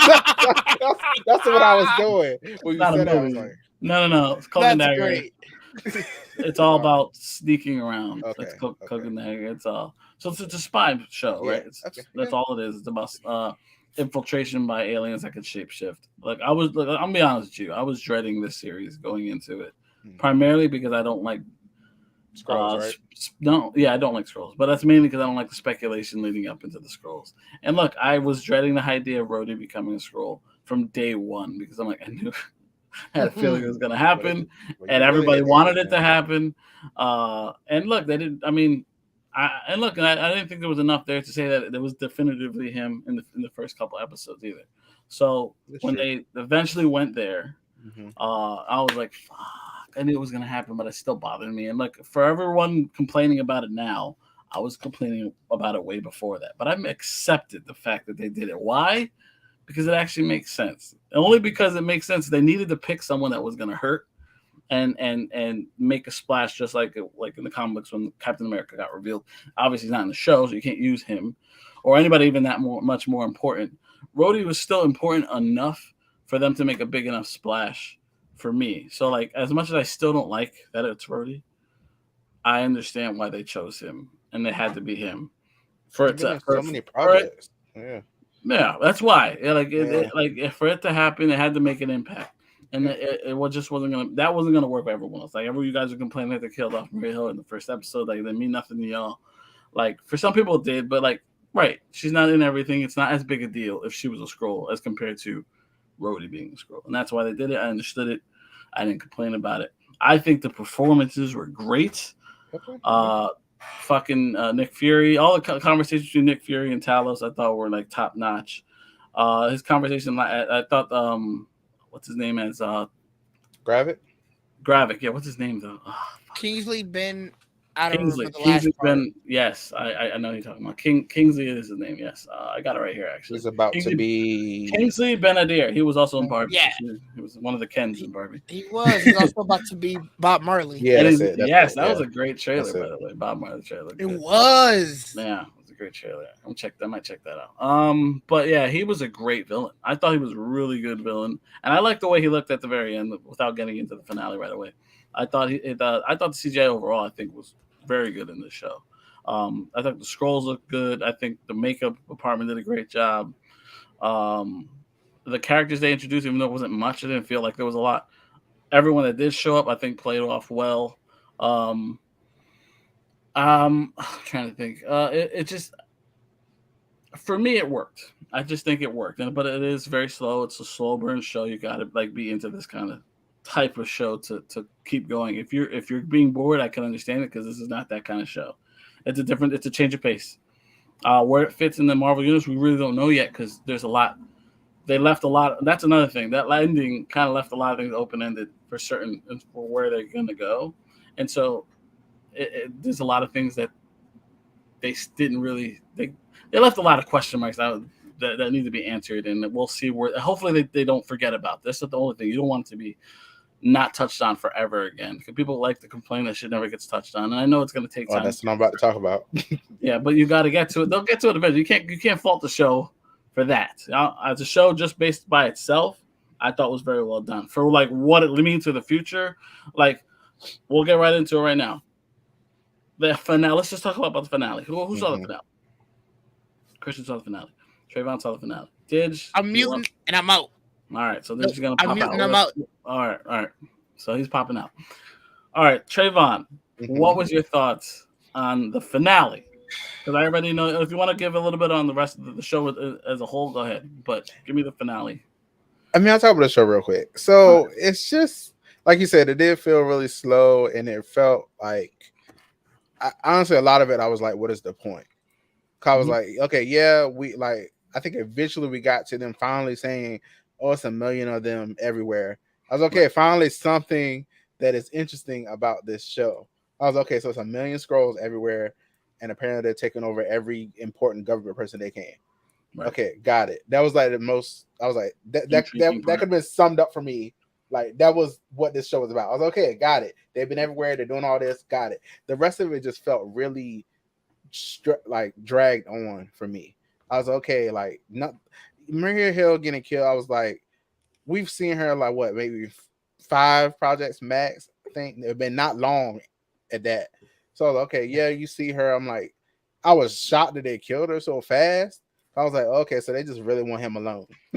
Basically, they're like, she would be with him everywhere. Right. So they're like, so let's get rid of her now. I'm like, okay. That just didn't shock me. I was okay, she's dead now. And then like him getting blamed for it, that went nowhere. I was like, it was just meant to be a threat. Yeah, really. Like, and then the roadie thing, I was like, he was an asshole from the start. I was like, why is he such an asshole? But it never like cost him out. I said they wouldn't do that, would they? That's you know, and they fucking did it. Yeah, they did it, but it was like when they did it, I was like, now what does this do? Like, right? If it's been since Civil War, what the hell? like all the things we've seen him say and do, and like about how he felt about Tony, like the comments that he's been making about Tony, like a moment between him and Sam. Yeah, like all of that, it means nothing. And it's like, well, what is like? Yeah, it's just, like when he was like going with Nebula to pick up the stone or whatever, like all of that, just thrown away. I was like, you really? The thing that I think that made me do weird, I was like, so you were playing Skull that whole time, even during the battle, canopy, all that. Like I all that shit just start flooding in my head when they were under the ground, get hit by rockets. You really went through all of that. I would have dipped. Like, are you serious? You really went through all that? She committed to her fucking role, obviously. Man, that's dedication. I was like, ain't no way. But it's just like the one line, the people were like, oh, maybe they'll think about it the whole time. I say, ain't no way in hell they would think about this the whole time. I can't. Like, some of those lines do fit though. Like in Endgame, he was like, where the hell you been all this time? Yes, he would be mad at Captain Marvel for not being here. Yes, that does make sense. But it's just like they didn't think of it like that. I don't believe that. I don't care. They did not. It's a retcon. Yeah, all scroll stories are retcons, and that's why I hate them so much. It's just, I don't know. And then like I'm gonna go jump right to the finale. Yes, it was so cool to see fully powered up Gia or Gaia, have you said? Listen, that was cool and everything. But they cannot ignore that shit. Like that happened. She is literally walking around with everybody's power, whatever from that. Not everyone's power. Well, enough. It's enough power to where she can literally kill anybody if she wanted to. Like That's that my is issue, that is though. a Trevon. big weapon. She has a connection to not just the Avengers, Avengers Plus, Guardians, Yeah, random like, ass motherfucking villains, monsters that lands that's on a lot. almost every. She's beyond the Super Scroll to me, right? Yeah. That's like a God Yeah. Scroll almost. Yeah. And it's like, to me, that's too much power to let walk around. Like, it's insane. I saw people saying like maybe it's like apparently in the comments they were saying it's a lot of times they don't get the full power of whatever they took They use it in pieces. Yes, it's not all at once, but still. But you saw the blast that she did. I was like, Right, that's pretty enough. damn powerful. I feel Right. like that's one enough. power though. That's one ability. Yeah, but she can use multiple. Like she's usually at one arm doing one thing, one arm doing another thing, and like, she could use. So it's not that. I mean, know. it's a lot. I just hope it doesn't become one of them things. They have to touch on it. I know. Like I know people like, oh, it'll have the Eternals thing. I don't care. It's been so long. That damn thing is still sticking out the ocean into the sky, whatever the hell it's doing. And we've seen one reference to it in She-Hulk, I believe. Yes, and that's it. And I'm like, that is ridiculous. If we don't get like Gaia's walking right here with literally like God power. It's like somebody has to address this. Like, right, I agree. Leave Earth and act like this shit that happened. You know what you just gave her? Like, are you serious? I'm surprised they didn't have her die at the end of the I thought it was gonna be a double KO, like a double kill. Yeah, but they let that slide. I'm like, look, Super Scroll to the max. Like I like the Super Scroll, but giving her that many abilities is OP. I mean, it's overkill, literally. And everybody complains about how powerful Wanda was, how powerful Captain Marvel is. I need y'all to be louder for this. Because she literally has both. Like, at least she could have Wanda's abilities. Like, just think about that. Like think about it. If she can tap into everything, if she figures out how to use the shit more, you have to nerf her. She needs to be nerfed right away. Like that was my only thing. It just made I think that's what made me mad the most. I was like, it was really slow. They finally got to the point. Yes, you mad at Captain Marvel. Yes, blah blah. But it still didn't I feel like it didn't get resolved. And also, it's like now you have this crazy Rhodey's been gone for all this time. I was like, and how many things have they taken over? It just makes it way more complicated. Well, that's the thing now. The Skrulls are now public enemy number one, according to the president, at least in our country. Right? I think he's a damn Skrull. Well, I think he's a Skrull. I wouldn't have gotten that. He's doing this to take the thought of him. The problem is, like, they're all being hunted now, right? Yeah. At the end of the day, so they're like, and I think every non-human is a target. And what does that stand for? New Asgard. Like, what does that mean for them, who are obviously not from Earth? There's a lot of things they got to eventually touch on. They can't just ignore. After they killed that woman thinking she was one and she wasn't. Well, and that's also the point of what happened. Like, he instigated it, so now there's going to be repercussions, and some people are going to be attacked that don't deserve to be attacked because you can't really tell because they're that good at what they do, right? And there's millions of them, right? At the end of that, we don't know why you saw all these people in like pods, basically. So there's a lot of people still in their pods. So that means there's that many Skrulls running around pretending to be human, and then we just don't know who's who yet. And like, that's still an issue that didn't really get resolved yet, even though you took care of the terrorist of the. Also, I know this is kind of like a stretch for me and dumb, but that's the way gay people get attacked. Just let they think you're gay and they just kill you. I don't know, just little things like, God, this is, okay. That's our world. We do out here, right? Yeah, how it is out here. Yay. Yeah. But that's one of those. That's kind of what they're touching on. That they're different, and they're being attacked for being different. But they're also pretending to be us. So it's also very frightening. Technically, like anybody can be a Skrull. And we want good relations with the Skrulls, and now they have basically the ultimate protector in Gaia, right? So it's like, well, you gonna fuck with them, you know? But do they know that? Nobody knows about Gaia being Super Skrull. Right, they don't know. For Fury, and obviously Sonya, who was also a fucking badass in the series. And where was everybody else, by the way, at the compound? Like, where was all the Skrulls that was at the compound? Like, what happened to y'all? Where y'all go? The compound. Where they went fighting? Like, where's everybody? I know, like, he died. He didn't kill. He killed all of them. Yeah, you didn't see all the bodies on the floor. They were mostly dead. I guess so. Okay. Christian, Yeah. What did you think of the series overall? And then, of course, your take on the finale. So I'm gonna read off one of my friend's tweets. I think she kind of summed it up. That's your friend's thoughts, not your thoughts. Yeah. Okay. So I'm kidding. Go ahead. Do what you want. Oh no. What about a spotlight? So this comes from Meredith Loftus. She on Twitter. She said that Secret Invasion had so much going for it. She mentioned that Olivia Colman was still her MVP of the show, but the finale was rushed through.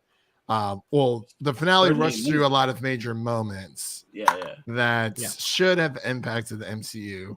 She said that she really enjoyed the series, but it's time to take a break from the 6-episode formula. So I've a little bit of thoughts about the 6-episode formula, but overall, I do agree with her thoughts. I feel like it was rushed, but we still got like good episodes in there.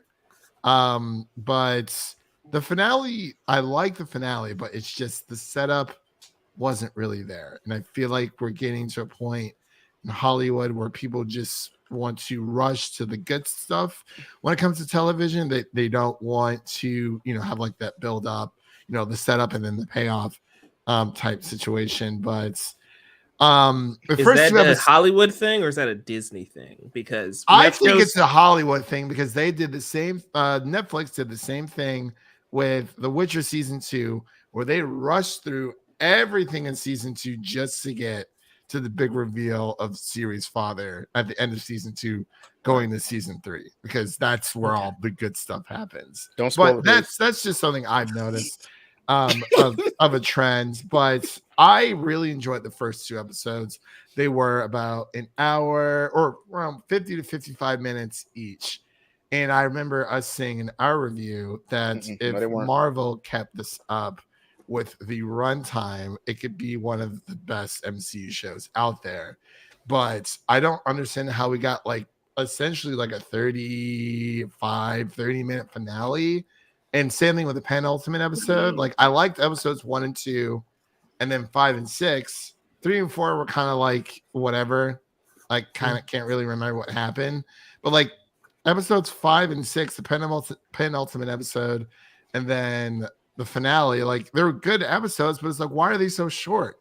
Like this show had like a budget of over $200 million. Like, where did that budget go? Like, I'm very Samuel L. Jackson. But it's like, the first 2 episodes were so good, and then they were I think long, like they were the appropriate amount of length that they needed to be. And I mentioned on our review, at least for the finale, so I'm not sure if you guys saw Love and Death. That's on Max. It's a 7-episode limited series. I did not. Each episode, I think the shortest episode is like 45 minutes, and that's the penultimate episode, but it's still a really good episode. But every episode outside of that hits like the hour mark, or like close to it, like talking like 57 minutes to an hour. If Marvel did that, if they're not going to change the 6-episode formula, that's fine. But each episode needs to be as close to an hour as it possibly can, because every minute counts if you're going to do the 6-episode thing. But that's just my take on it. I mean, if they want to break away from it, that's fine. But like, they need to actually give us substance. They can't just break away from it and then like half-ass it, essentially. But 10 minutes of credits either. You can't be doing that bullshit. Yeah, exactly. And I'm like, I hate it when they do that. But overall, I would probably give the series like a 60 out of 100 on our grading scale. Like, I don't think it's a bad series. I don't think it deserves as much flack as it's getting. I definitely think it deserves flack, because I think people are tired of the 6-episode formula, because this feels like it could have just been a movie. But Secret Invasion, like in the comics, is so big and so grand. You're throwing that in, and it's like, well, I thought this was the multiverse saga, and now we're throwing in the Skrulls, which is fine. It's just now it's starting to feel like it's a lot to keep up with. Yeah, like where is it going? especially for new fans of Marvel. It's like, yeah, there's all these great shows that you can kind of just watch at your leisure, and all these great movies you can watch at your leisure. But I think it's a middle of the road show. I don't think it's the worst thing they've ever pumped out, because I've seen so many people, especially on social media, they're like, oh my god, the MCU is dead. And I'm like, well, you also said the MCU was dead when Ant-Man and the Wasp came out. And then Guardians of the Galaxy Volume 3 came out, and then you praised it, saying, oh my gosh, like Marvel's back, and now you're saying it's dead again. Like, people need to I'm gonna jump in for a second there, because Guardians 3 is James Gunn. And I feel like that might be part of the problem with Marvel right now, is that Kevin Feige, for better or worse, is the mastermind behind all of Marvel, right? The good and the bad goes through Kevin Feige. But with the Guardians being a very special case, and the Russo brothers too, with the movies that they've made, those are the few films that are like creator driven. You can feel the Russo brothers or James Gunn's influence on those stories. And so even if the Guardians movies, or even Peyton Reed to an extent with the Ant-Man movies, even if those don't have giant repercussions on the MCU, they're still telling their own stories. And that by themselves have a certain level of fun and enjoyment you can get from them. I feel like some of these projects with these smaller directors, especially recently, they're aimless. And if they don't fit the MCU machine, it's kind of like, what are we doing here? That's fair. Yeah, that's fair. And so that's the blessing and the curse of the MCU. When it works, you get movies like Infinity War and Endgame and Civil War, and like you get these really great movies. But when it doesn't work, you get a movie like Quantumania, where it's like, we had to introduce Kang, and he had to be introduced somewhere. So we had to put him in this movie, even if he doesn't necessarily fit Ant-Man's style, Yeah, that's true. Yeah. And so I feel like that's why the MCU can be dead one movie and then alive in the next. Yeah, because even with Black Panther, Wakanda Forever, I mean, like, I enjoyed it. Like, I thought it's definitely one of their better films. Of course, same thing with Shang-Chi, and I actually am a big fan of the Eternals movie. Me too. I Me think too. it's really good. Too. Because it really was something different. And of course, like, Spider-Man No Way Home. But it's like, Marvel's kind of been put on a different pedestal because, like, honestly, out of the 20-something movies they've made, they technically only have like 3 or 4 movies that are technically rotten on Rotten Tomatoes. Like, I know not every single project they pump out is good, but that's still pretty darn impressive. Mm-hmm. Like, I mean, objectively, they haven't really made, like, there's going to be stinkers in there. You can't expect every single movie to, like, it's like a music art. You can't expect every single album to be like as good as the last. And it's like, it's not realistic. Right. But overall, for Secret Invasion, I think Trevon touched on it with the director, because saying that he thinks how long Rhodey's been a Skrull, because when I read it, I was like, okay, like, this is what he thinks. I was like, I think that was a key word for me. I'm like, well, I was reading through the article. It's like, well, he doesn't sound like he really knows that he's just guessing, but no one told him, like, hey, like, when does this actually happen? Because like, I feel like that's fun. That's another thing that bothers me too. Like, why wouldn't you ask that question during the meeting? So how long has he been? We don't really know yet. If you don't really know, why the fuck? That was the one thing I had a problem with Multiverse of Madness. Although I love Wanda, I ignore everything because I love that. I love her power level. But it's because the director was like, he didn't like, or it was a director or the writer or whatever. He was like, oh, I didn't. Right, like, didn't care about WandaVision or whatever. No, it was the director. Like, the director never watched. I was like, what? How does that even? It just didn't make sense. Oh, you never watched WandaVision? Yeah, and I was like, how do you do that? Like, so that's why you don't like that movie, Mike. Okay, I understand. No, I was actually talking to Jawan off air, and I was saying that was one of the issues with the last couple phases. It's like Sam Raimi didn't have time to watch WandaVision before getting into Multiverse of Madness. And Elizabeth Olsen even went on record to say she was talking to them like, hey, some of these ideas and themes we already explored, so it feels redundant. And so when I was saying it felt redundant, that I was feeling the That's exact fair. same thing Elizabeth Olsen was feeling, because like Wanda went through a very similar arc in the show, and you guys sold us on the show connecting to this movie, but clearly it doesn't, because the people who made the movie didn't watch the show, and you guys didn't give them notes on what the show was doing. that's bad. That's bad. How do you like? This is supposed to be a cinematic universe where I mean, there's going to be air pockets. You're going to have retcons. You're going to have loopholes. Every great franchise out there has them. Star Wars is full of them. Oh, yeah. So it's like, okay, that is something that definitely needed to be like that. That needs to be a prerequisite for anything moving forward. Now that they're getting into the TV shows, that needs to be a prerequisite for if you're, making a movie that's spinning off of a show or, tying to the events of a show, you have to watch that show, because if not, you're just making random crap. Right, well, like you said, notes as well. Like like with this show, you got Rhodey being a Skrull. That is a big change for all the movies. Like, you at least need to know every movie he was in, and maybe the lines he said. At least. Like, at least. You should have someone on set for that. Like, clip all that stuff together or something. Like, look, this is where he's been in. So just watch this. Something here, so it makes sense. But you also need to take into account, like, hey, the last person Tony Stark sees before he dies? Are we sure we want to make that a Skrull? Those are the things, like, I don't understand. That's, again, like Joel said, this is why I personally am also not a big fan of the Skrulls in the comics. Because they just undermine a lot of goodwill, like the moments that you love and appreciate.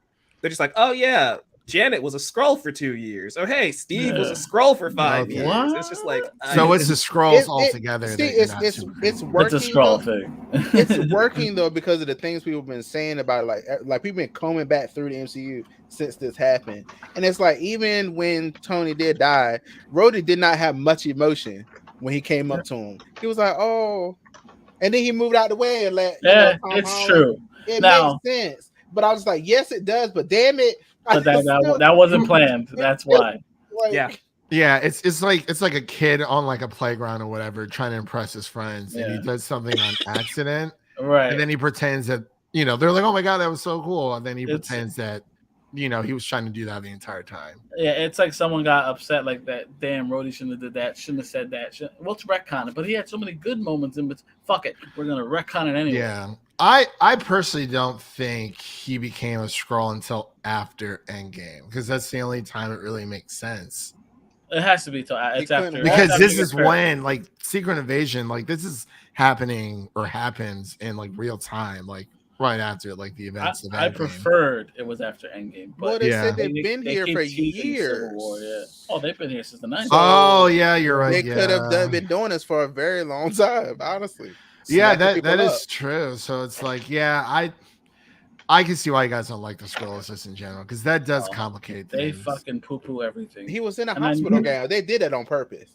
That's why I was like, think Civil War. I mean, after he got hurt, because he couldn't walk.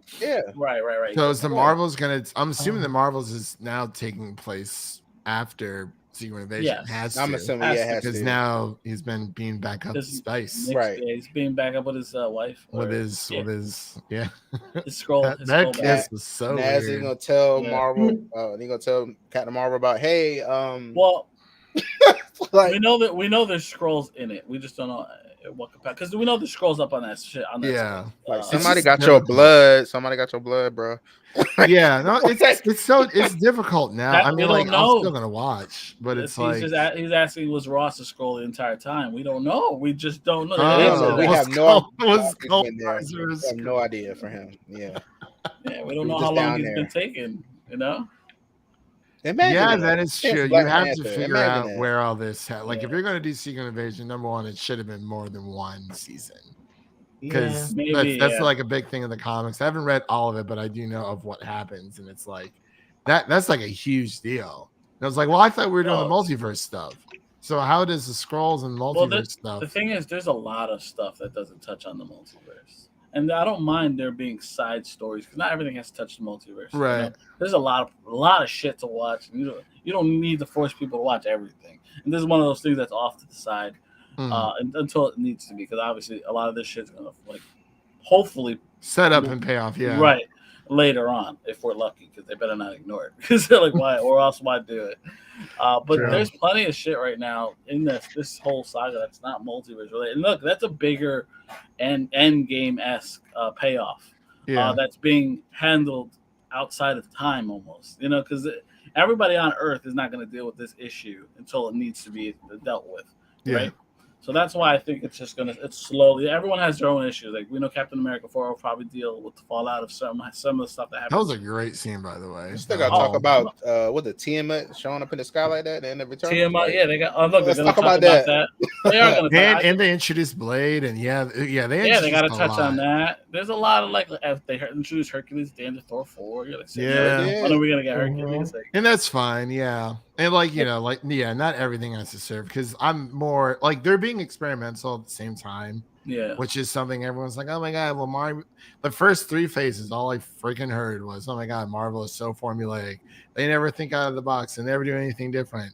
And then phase 4 comes along, which is arguably the most experimental phase. And they're like, oh my God, this is terrible. Everything should have just ended after Endgame. I'm like, what do you want?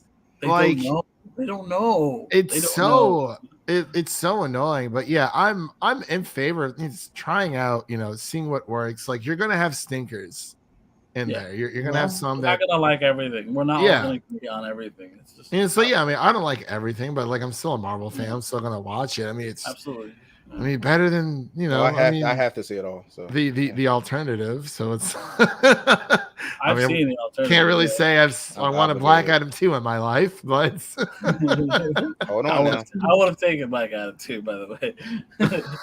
I would have too. I was like, no, sir. I was so excited for the JSA and all that. Fantastic. I was too. I was excited. I was so excited for Shazam too. I was like, we're coming back. Like it's gonna be fun.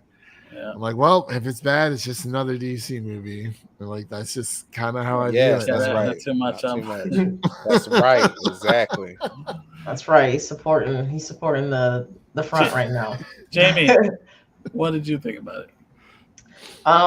The series as a whole, I thought it was the most consistent Marvel TV series we've had so far in terms of quality.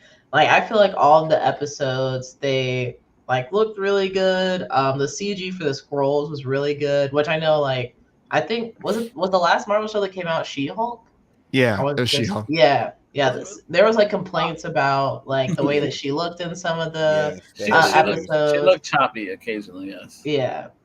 And so for this, I'm if anybody complains about the way that any of the CG looked in this show, I'm I don't know what you could ask for at this point out of these people.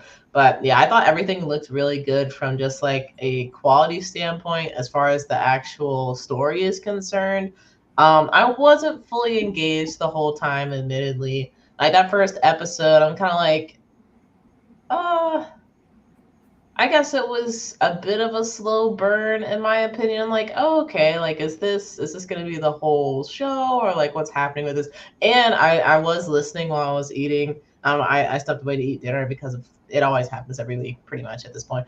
But I was listening to Trevon talk about he was surprised that they got rid of Maria Hill so quickly, and that it was well, at least for me, I was surprised. I was also surprised that they got rid of her so quickly. And I was also surprised that it wasn't there was no way that she was just going to come back at the end. Because I'm surely there'll be some kind of tomfoolery. She'll come back and everything will be as it was. But nah, she's dead. She's gone. That's crazy. It's very crazy. So I was super surprised about that. Or maybe it was episode 2. It was either 1 or 2. But I was really surprised. I think it was the end of 1, wasn't it? Yeah. The end of 1. I was really surprised about that. I feel like Gravik is not necessarily a Carly Lowenthal, is it? The Flag Smasher? Yeah. Carly, yes.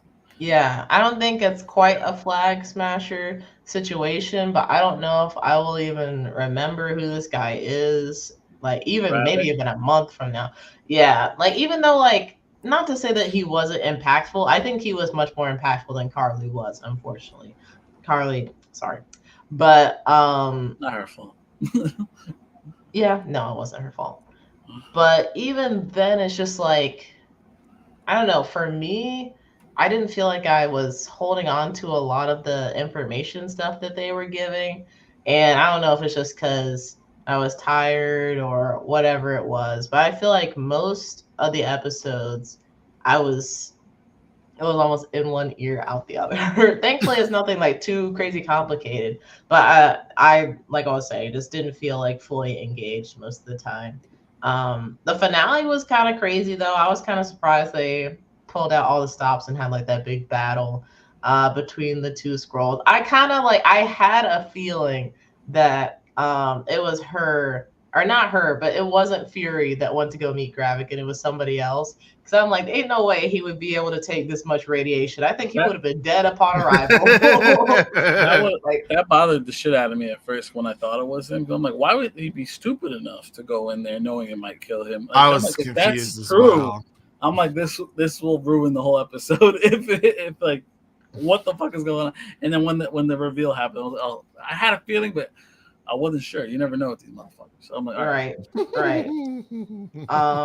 And then the president at the end, I was so confused. He was like, yeah, F all the scrolls. Yeah, just kill them all. I'm like, on one hand, I understand. He's like, he feels like he's protecting America, the world, whatever. But on the other hand, it's like just lied to 100% by one of his closest.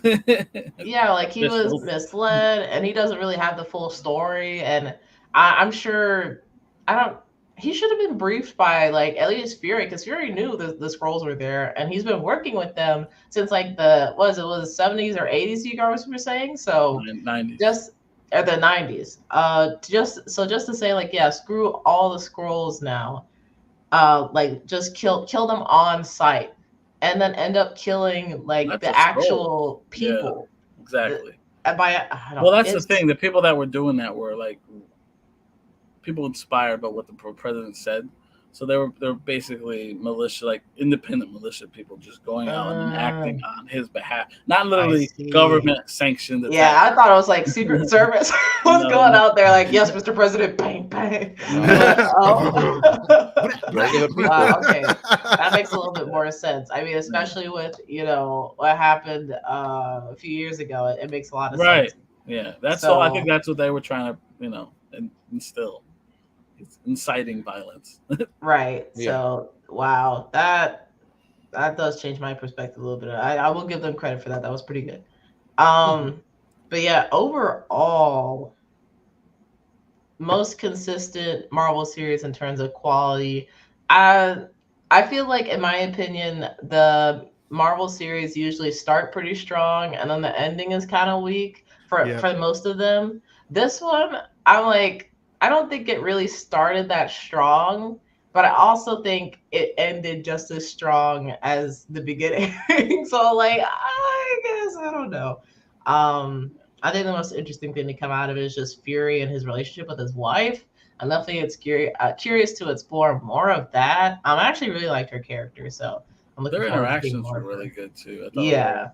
It was very interesting because it's like, we don't know Fury to be like a kind of like a soft, like sappy, willing to be vulnerable kind of guy. Yeah. Right. So I'm definitely down to see more of that. But I know Christian was saying that this might have made more sense as a movie.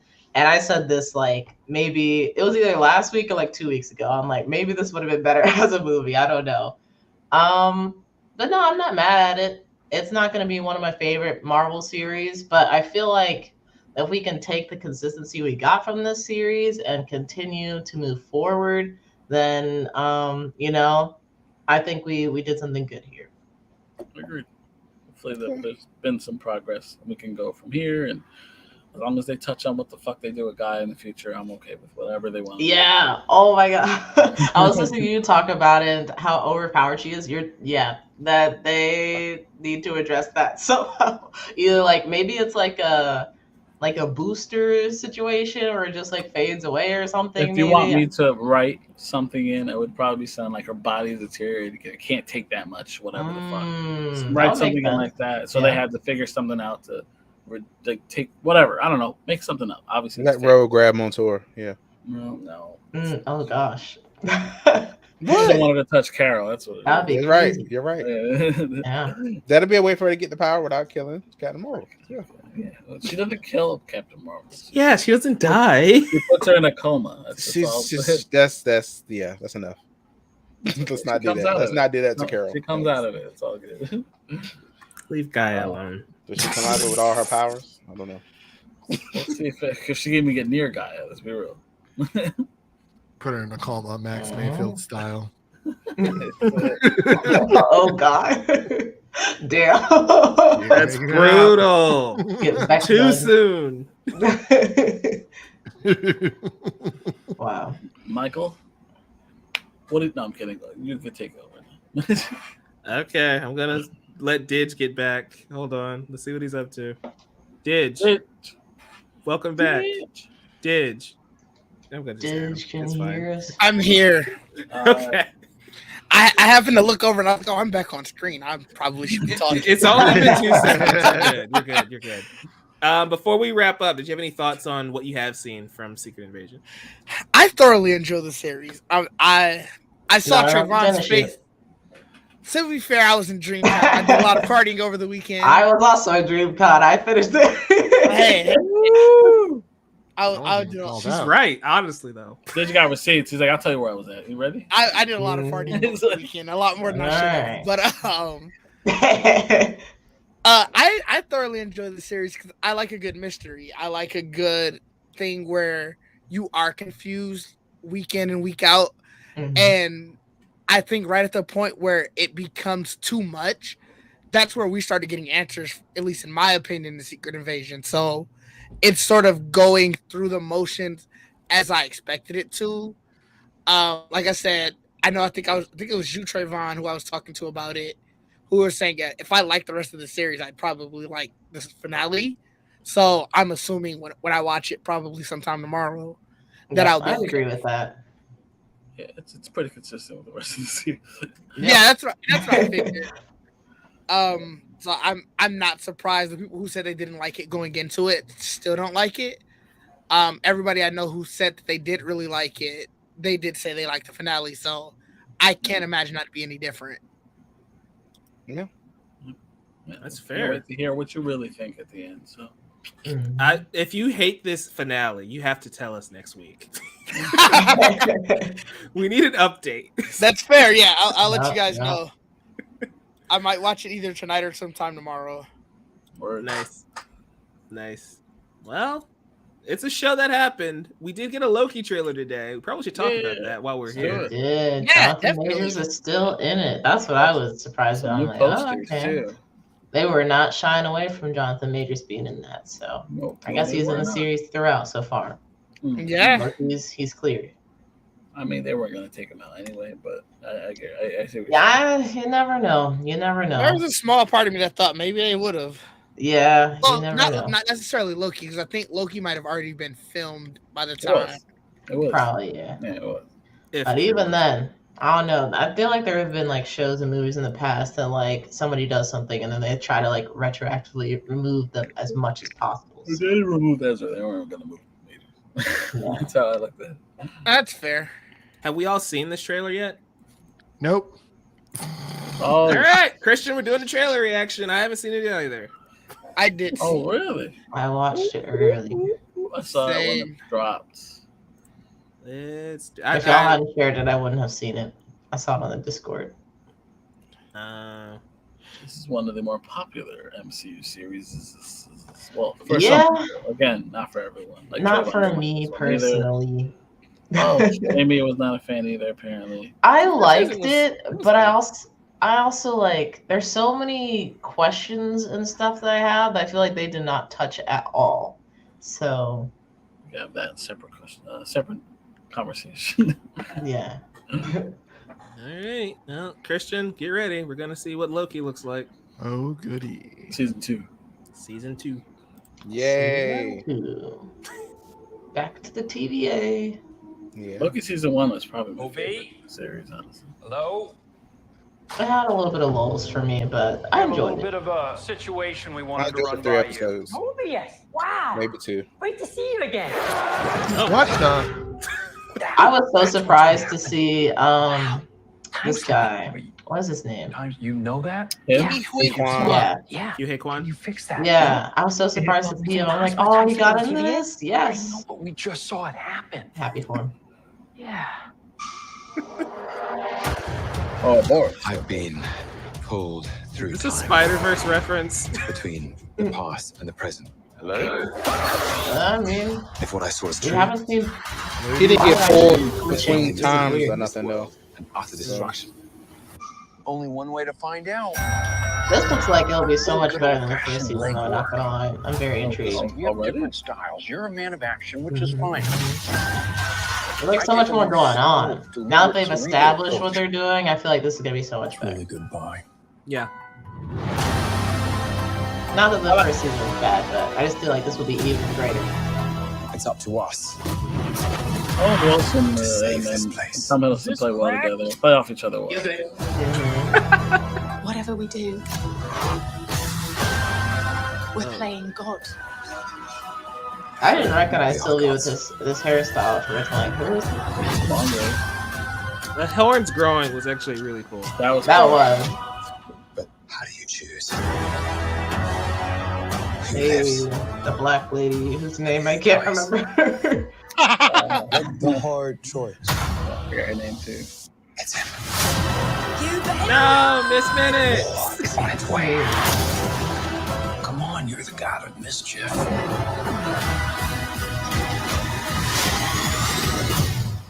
Always have been. Always will be. All right, time to go rewatch Loki. Dark, don't you think? I thought it was spot on.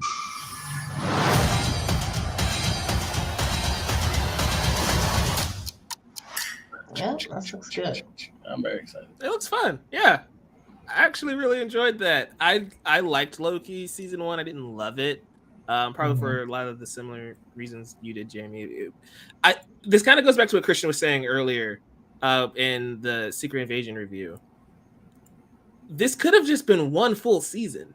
These 12 episodes in total, like the 6 episodes we're about to get, I feel like if that was just one full season, that payoff would have been a little more instant because they set up so much and then it just ends. They set up He Who Remains in the series just over for like 2 years. And while that was interesting, it just kind of leaves you like, oh, okay, that happened. But it looks like we're into the meat of what that story is going to be going into next season. Now that we've established Kang, the variants, all that stuff, understanding the multiverse a bit more. So I think season 2 is going to be even better. And season 1 was already really good. Yeah, I agree. Great score, by the way. I love the Loki score. Oh yeah, Loki score might be my favorite in the entire MCU. Yeah, it's really good. Yeah, I'm trying to think. Like, I don't know if any of the other shows really have a score that stands out to me. Oh, there's a couple. You just got. Actually, you know what? The Eternal score is really good. Yeah, it is. I think she was talking shows though specifically. And Oh, I would show specifically. WandaVision's pretty fun. Yeah, it's like WandaVision, but it's also like, you know, they were working with a lot, so. Careful yeah, now. because theirs was very sitcom-ish. There's some So, like, Yeah. I loved it. The trailer is great though.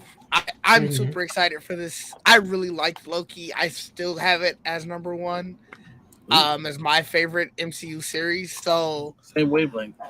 For it to be coming back, I think the trailer, from what I can see, it's doing everything that I liked with the first season, just on a grander scale. Yeah. So I'm super excited to see it. I am really curious about Sylvie's story because obviously the last time we saw her, she was just sort of left with He Who Remains body. Spoiler alert, if you haven't seen it, you should have watched it in the 2 years that it's been out. But ouch. So I'm really curious as to, now that they've linked, like obviously she's linked back up with Loki, off the heels of that betrayal the last time we've seen it, what's gonna happen there, and what is sort of their dynamic this season as opposed to what it was last season. All right. Do they still like each other / themselves? Absolutely. Yeah. That's the question we've all been waiting for. Are they messing around? Who knows? That dynamic is still confusing to me, but I'm here for it. Let's just do it. Why not? If you can love yourself, would you? We're not answering that question today. Interesting question. Christian, you watched the trailer for the first time. What were your thoughts? You're muted, by the way. It wasn't me this time. I am so down for this. Like we said before, not every TV show out there for Marvel is going to be a banger, but this makes me want to go back and rewatch like the first season because it has been a while. It's been like 2 years, so it's like I definitely need to do a rewatch. Yeah, a little brush up. It looks great. I'm trying to figure out how this is all going to end, or just like how his Loki story like ties in after to kind of get to multiversal, because this is clearly all multiversal stuff. But I'm excited. It looks great. Like that was a killer trailer. Yeah. Like when Marvel does something right, it shows for sure. Sometimes they can be a bit, jumping for the gun or just a bit reactionary, because they want to keep the content coming because they want people to stay subscribed to Disney Plus, and I get it, but you have other properties out there. It doesn't just have to always just be Marvel or Star Wars that reels people in. Like, get some new stuff on there. But Loki season 2, very excited. I think, is this and Ahsoka going to be running next to each other? No. Ahsoka's in August, right? Yeah, but this is end in of August. Loki's in October. October. Wait, really? Oh, October. I'm sorry. Yeah, September's in there too. September's in there. But listen, I got Spider-Man 2 on the brain. I'm like, it's good to come out. Like, I'm not even thinking about September. I'm like, oh yeah, August and then October. Screw it. We do get One Piece and Ahsoka at the same time, though. Did you get what? One Piece and Ahsoka. One Piece is in August. Oh wow. So that's gonna be fun. I feel like I'm more excited for One Piece, crazily enough. Only because it's like get her off the screen. Oh damn! No. It's One Piece. It's allowed. See, the only reason I say that, really? The only reason earlier. No. Yeah. So you wanted to happen to me, Trevon? Hey. Dang. Everybody. Fair is fair. Right? Yeah. I see how it is. But the only reason I say that is because, like, I don't know, for me, I don't know why this is the trend. Whenever there's something like new or shiny, I'm like, oh, shiny, let me see it. Like, oh, I'm curious about that. Versus Ahsoka, like, even though that is technically new, like, we have seen her in The Mandalorian and you ever seen Clone Wars? I forget. I did. I got bullied. We should talk about it. Yes, I finished the Clone Wars. You finished it? I did. Yes, Rebels. You watched it Rebels? was very good. It was worth it. I see why y'all are bullying me. Did you watch Rebels? Let's not talk about that. But that's going to be very important to Ahsoka. Let's put it that way. We'll see. But no, I definitely am looking forward to Ahsoka. But One Piece, there's like the shiny version of it, and there's also like the is this like a train crash waiting to happen kind of thing. Right. So that's the only reason I'm like maybe curiosity a little bit more excited. Got in this cat. That's what it is. Right. There's more question marks around One Piece than there are about Ahsoka. More or less have an idea what you're getting from Ahsoka. You don't know what you're getting from One Piece. This is the first time I don't have to catch up on One Piece. It's definitely One Piece. Right, yeah. Fair. Fair. I don't like it, but you don't got to do any homework for One Piece. It's gonna be there. Yep. Great time, guys. That's the end of all of our news stories. That's the end of the Secret Invasion review. Next up is the What We Watching segment. So, what have you guys been watching? Anything interesting that we need to know about? You want to talk about? Hit me. Like TV series, you mean? I can give you like my rapid fire. Rapid fire. Rapid fire. Let's do it. Check out my All list. right, hold on one second. Where did that go? Oh, I wrote some down. Oh, I got okay. So mine really quick off the top. TMNT, of course, Mutant Mayhem. I saw Talk to Me. Just finished Dragon Prince season 5 yesterday. I watched Justice Society World War II, the DC animated movie. Nice. That was very good. Watched Superman Man of Tomorrow. That was also very good. I've been catching up in My Adventures of Superman. And I watched Justice League War World. Look at you being a DC stan. I gotta watch. Yeah. I will hold on. No. Let's not go throwing those terms DC around. animated stand, sure. Hey, ain't nothing wrong with being a DC stand no matter what it is. I'm I'll never be ashamed of those words. No, you're good. But yeah, that's what I've been watching. And of course, keeping up with Succession or slowly making my way through. But like, I have so many other things I want to watch. I want to watch everything. Same boat, Yeah. same boat. Never enough time. Never enough time. I was just quit my job. Be like, yeah, sorry guys, I got some stuff to watch. I gotta make this my job. I hope you Become understand. a reaction TikToker / YouTube Shorts. Woo, boy, that'll be a lot of fun. That's There the you go. dream. YouTube monetize us, sponsor us. Thank you. Oh man, Trevon, what about you?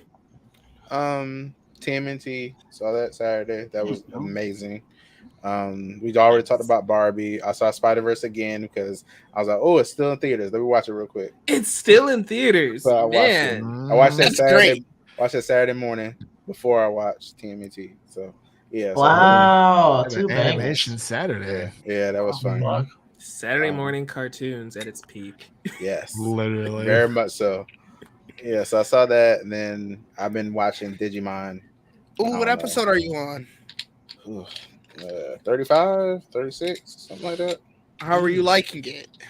I had to stop because I knew I would get too excited, but the episode has Angie Woman in the title. So Okay. I'm not ready yet, so let me take a break. Celestial Arrow. That's my girl. That's my girl. That's I fair. said, That's I said, fair. wait a minute. Take a minute. Everyone, man. I said, Heck yep, time for a break.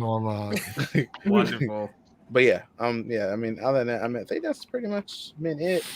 YouTube kind of consumes a lot of time. I don't know what's happening to me. Yeah. Like household projects, I'm like, oh, let's see if I can do this myself.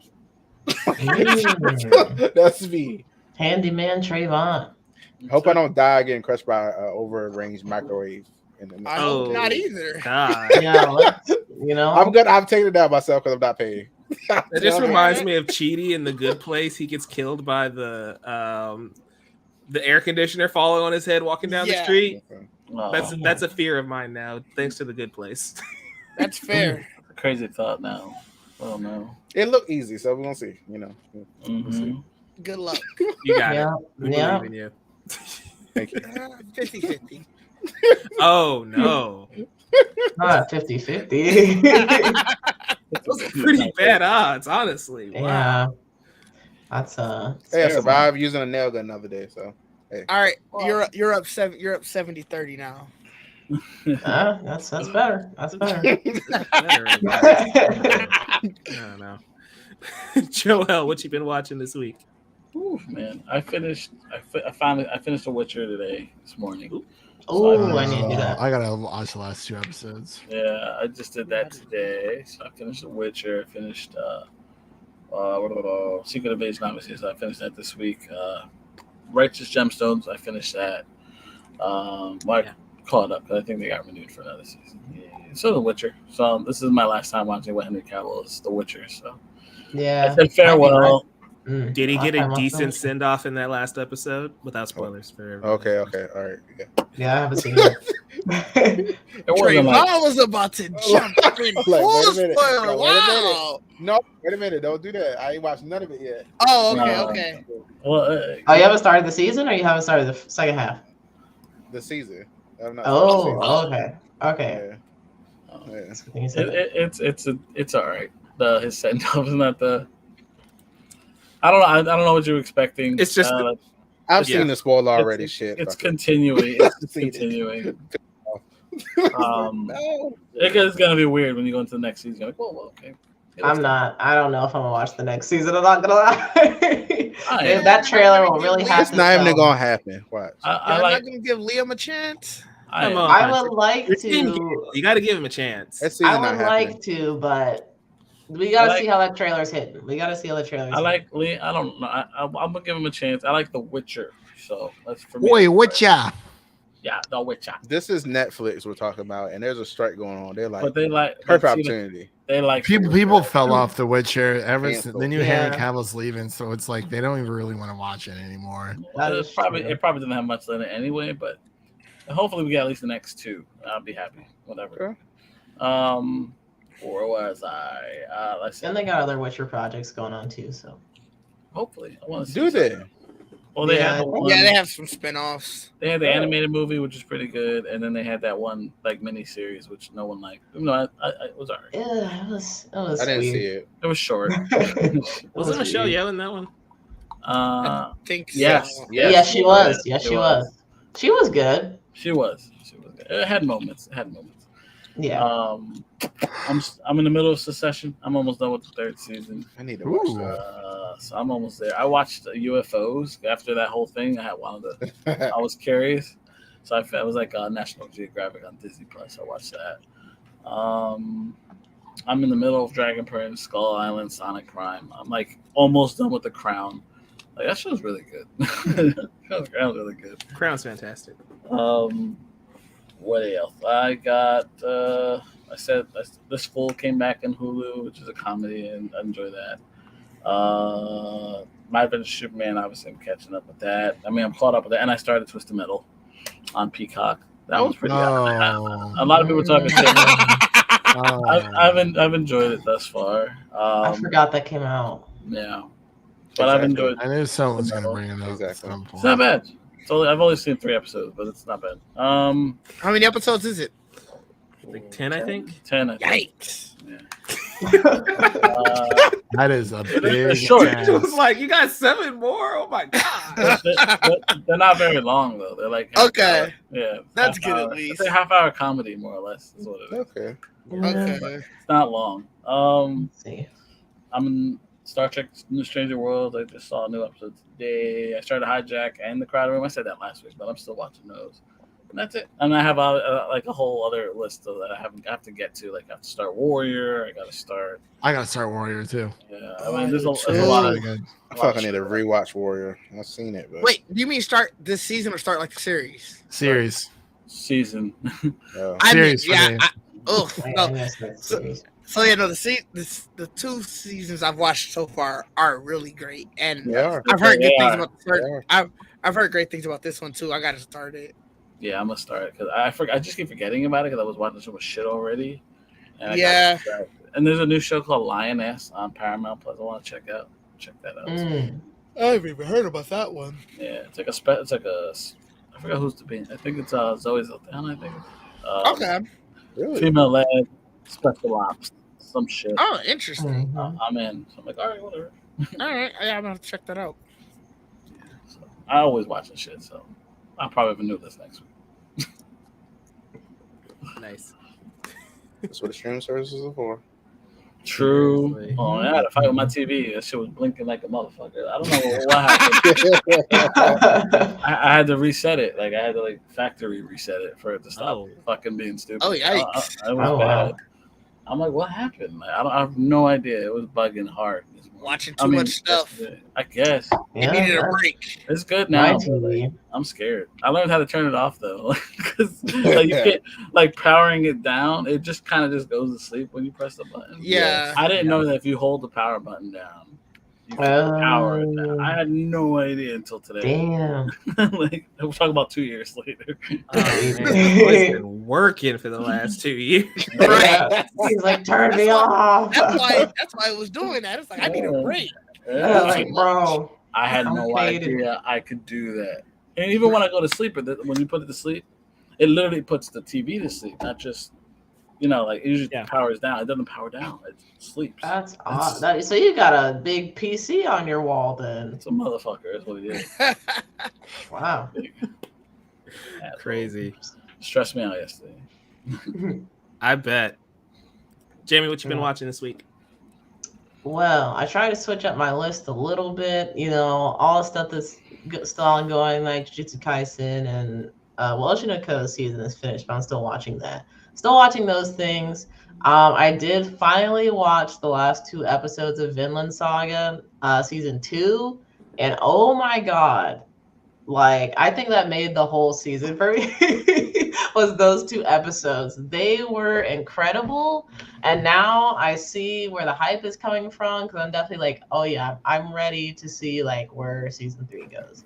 So There are people saying that that's anime of the year.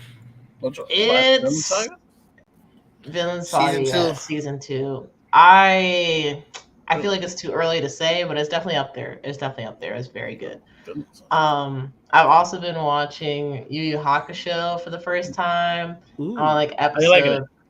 I like it a lot. It's funny because like I've been watching it with my brother as like this is our like sibling activity thing that we do.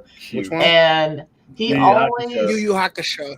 yeah. He like for some reason he does literally nothing most of the day, but for some reason he's like, we'll wait to watch it until like 2:30.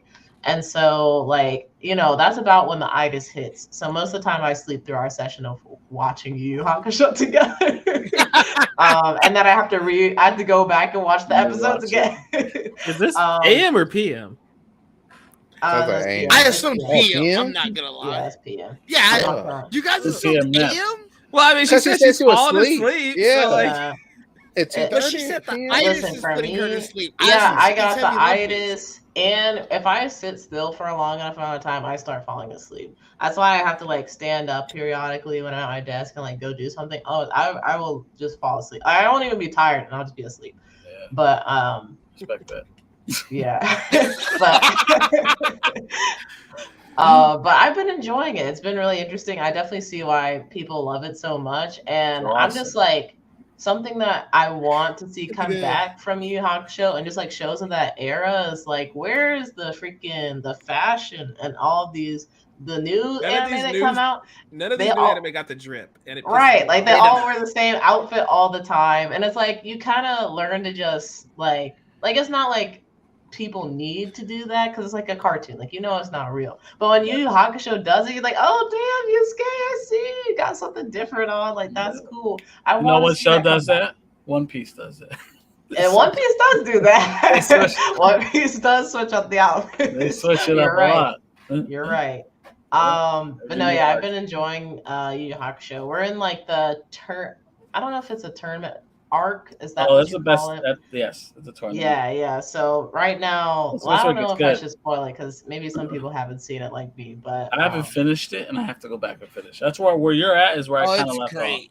Oh, okay. Yeah, I have to. But yeah, I really like it. It's insane. It's like It's awesome. They're spinning me in ways I did not think they were going to be able to. It's but yeah, I mentioned Nier Automata. Also catching up with. Well, I'm not catching up. I'm just watching One Piece. I will not catch up. not at this point in time. But I'm watching One Piece. At like the Sky Islands at the very beginning of the Sky Islands. They just walked into. I can't remember what the town was, but they were asking people about the Sky Islands, and people are making fun of them. Right. But one dude knows. So I have to see what he has to say. Catching up with The Witcher. I'm on like the. What is the episode called? I read the title recently. Honestly, I've seen like majority of season 3 outside of the last 3 episodes. I can't even tell you what happened. I was watching The Witcher on the plane. I was also falling asleep at that point as well, so I'm like, I have to pick this up at another time. But I was going in and out, and like things was happening. Like people were dying, and I would wake up and somebody was dead, and I'm like, how did this happen? Episode 6, where it was like a war. Yes, it was. Yeah, so I have to go back and do that. But I like it. I don't think it's as good as season 2, but really what I'm looking for the season is just like a good send off for Henry. So I guess we'll see if that happens for me personally. And then I watched You People while I was on my flight to Austin, Texas. And I think You People is worse than The Flash. I'm not going to lie.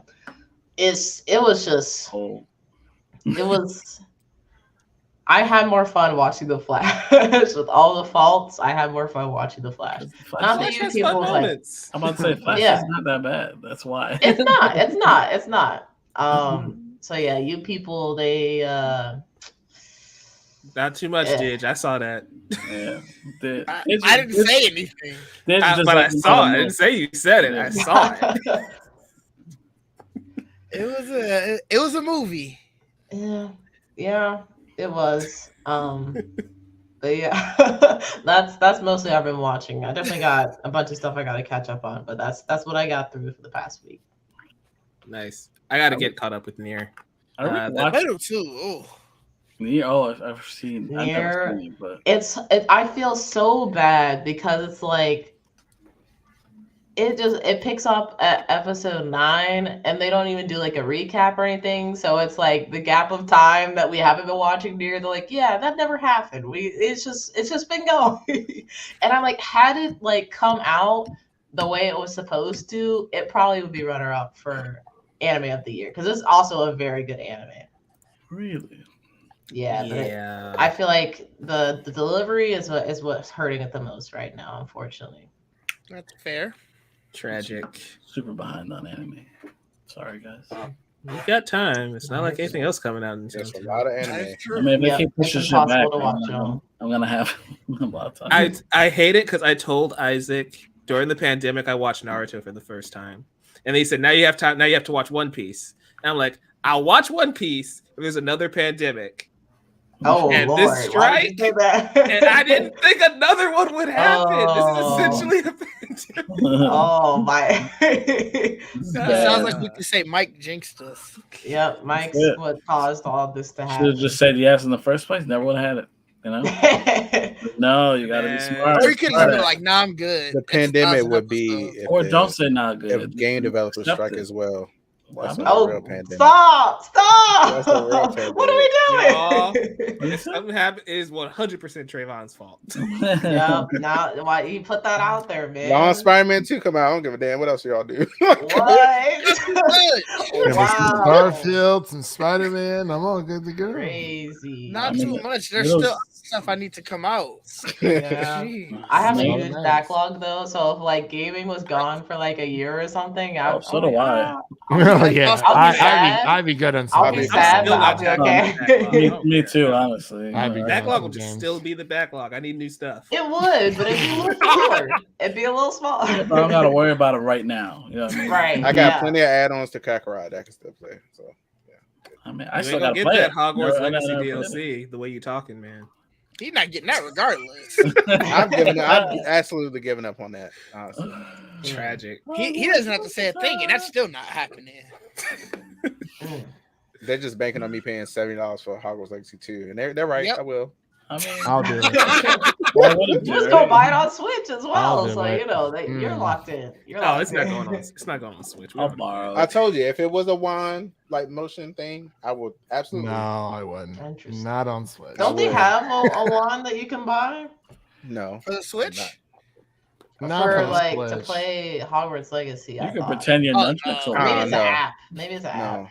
You talking about that remote control, whatever thing they got? That only works for certain smart devices. I see. Do you have it? You sound mad. I didn't buy it. No. Once I saw that limited ass list of shit, I was like, fuck y'all. I thought you had bought it and found that out. That's the way you said it. I was definitely going to.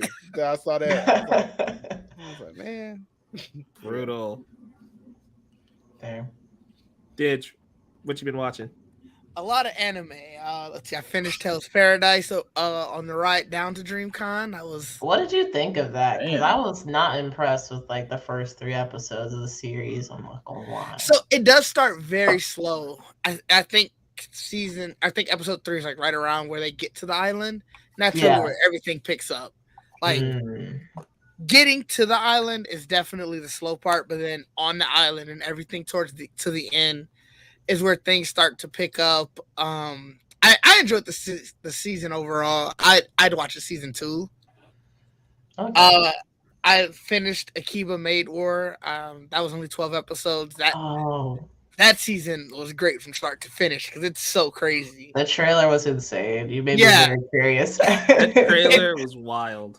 I would've It's thought so you said crazy. Something else. Wait, what did you think I said? Made whore. But Oh, Okay. my word. All right. wow. Keep it what? Keep on Okay. being worth crazy. I mean, that is the show. AJ was. Somebody so got to good, make dude. that. Yeah. Fair enough. I won't be surprised. I watched your boy Kong Ming, and that I'm not. See, too- that didn't sound right either. I'm not gonna lie. But it did sound like he making shit up sometimes. Yeah, No. like what is that? What is that? So that one, he's a strategist from like I don't know the Warring States era or whatever. When he dies, he gets brought back in modern world. He becomes a DJ. It's weird. I didn't really like it.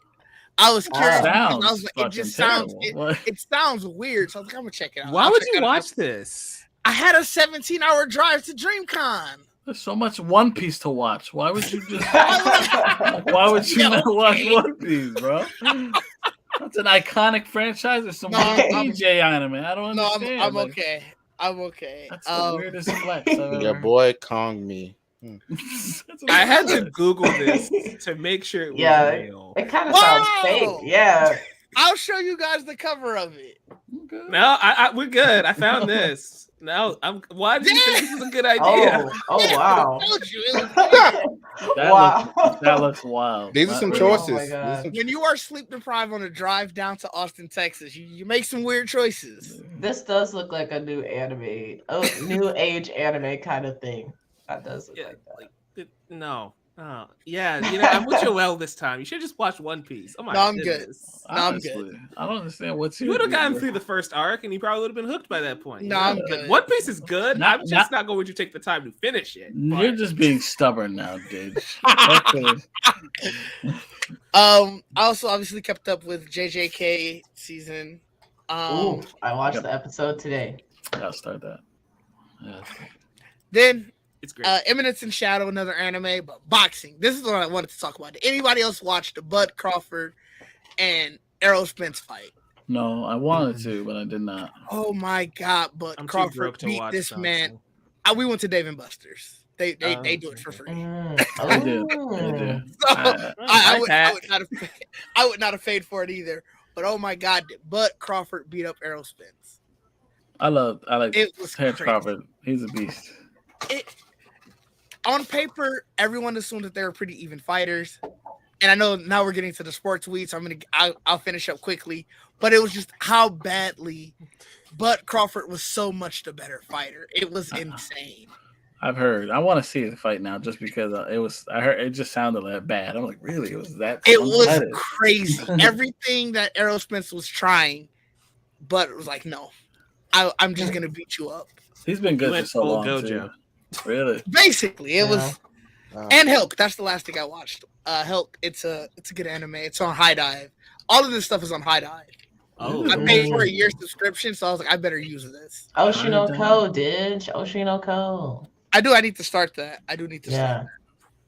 I did want to say though, Bud Crawford does sound like somebody you shouldn't mess with. Like I don't even know what he looks like with that kind of name. Like, hey, go fight Bud Crawford. I'm like, no, I will not. To be fair, his I guess his actual given name is Terrence, but everyone, that's his nickname. But You see, but that's why you change names. I feel like I can take a Terrence. Yeah, I fight Terrence. Shit. He's from Nebraska. Right? Yeah, that's the other thing. He's from Omaha, Nebraska. Not gonna lie, didn't know. See? As someone who's from a state where people didn't know that there were black people from, I didn't know there were black people in Omaha, Nebraska. Yeah, he's good. I really like that guy. Nice. I watched nothing new this week, so I have nothing to contribute. But keep watching stuff. Nothing at new? all. I mean, I was supposed to watch The Dragon. I mean, I watched Oppenheimer, but we talked about that. Fair. I was supposed to watch The Dragon Prince this weekend, but didn't get a chance to do that. So I'm probably going to binge watch a few episodes once the stream is over with, because we do have a review for The Dragon Prince that we need to do. So I need to get caught up. But yeah, that's the only thing I would have been watching. I do need to start Jujutsu Kaisen. I know the dub started, and I watched it in dub, so I need to get on that. Really? It's very good. I really like it actually. Oh, shit. Nice. This week's episode was a fighting episode, but I was like, there was a lot of like good dialogue in between. So I'm like, you know what? We can have some room for some fights. I'm cool. Good. Nobody. No, go ahead. I was just gonna add that Jujutsu Kaisen wasn't my favorite anime like the first season. Over here we were the same. Yeah. But it had a lot of potential. So I'm glad to hear that this season is kind of picking up where the movie left off, because I feel like the movie was the best version of Jujutsu Kaisen we've gotten this far. So, and I'm here, like, Gojo's best. So prequels, why not? Let's do it. Oh my god. This episode, when you get to it, Gojo is like, he thought he was him. And he was. It was crazy. I was gonna say, there's not many situations where he's not him. Gojo's always him. Gojo can fight anybody. He'll win. Yeah. Let's be real. That was crazy. So good. Was there anything else you guys wanted to talk about or cover before we call this a stream? No, I'm good. You guys don't want I am as well. Thanks for having me. I mean, that's a constant. I've just been watching. I tried not to put too many that I've been watching week to week. I really shouldn't have put JJK anyway, but that episode today was great. So it was. All right. I was just curious. No one brought it up. I was like, I don't. Oh my god! You know what? I don't even No. Hold on. I forgot. We don't have to get into a lot of the details of this, but I just want to let y'all know. Listen, American Airlines, for some reason, if you live in North Carolina and you're going to the get the one shot. Talk. If you live in North Carolina and you're going to the Charlotte Douglas Airport, just know that for some reason American Airlines has been off. There's just I was trying to get to DreamCon and I was taking a flight to Austin and I had to get on 3 different planes. And finally the third one was like, okay, we can fly this one without anything bad happening. It was insane. And then the ride back, it was delayed, but I think it was because Austin Airport. I don't know what they got. It was very weird setup. It ended up working out, but that leaving, that was horrible. That was awful.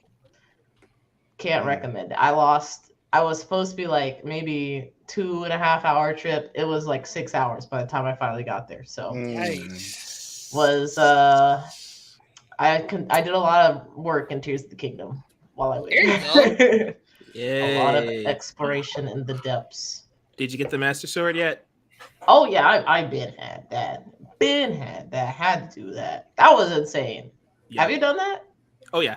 Oh, that's the highlight of the game. That's the highlight of the game. I haven't even finished it yet, but I'm like, I don't know how you top this. I'm saving all my Legend of Zelda for the end of the year because I should be done with the buying games by then, so I can focus completely on Zelda for the rest of the year. There you go. There's a lot to do. Like all the side quests are fun too. Like there's nothing in Zelda that bores me, really. Right. Yeah, I want to focus. It's insane. Yeah, it's great.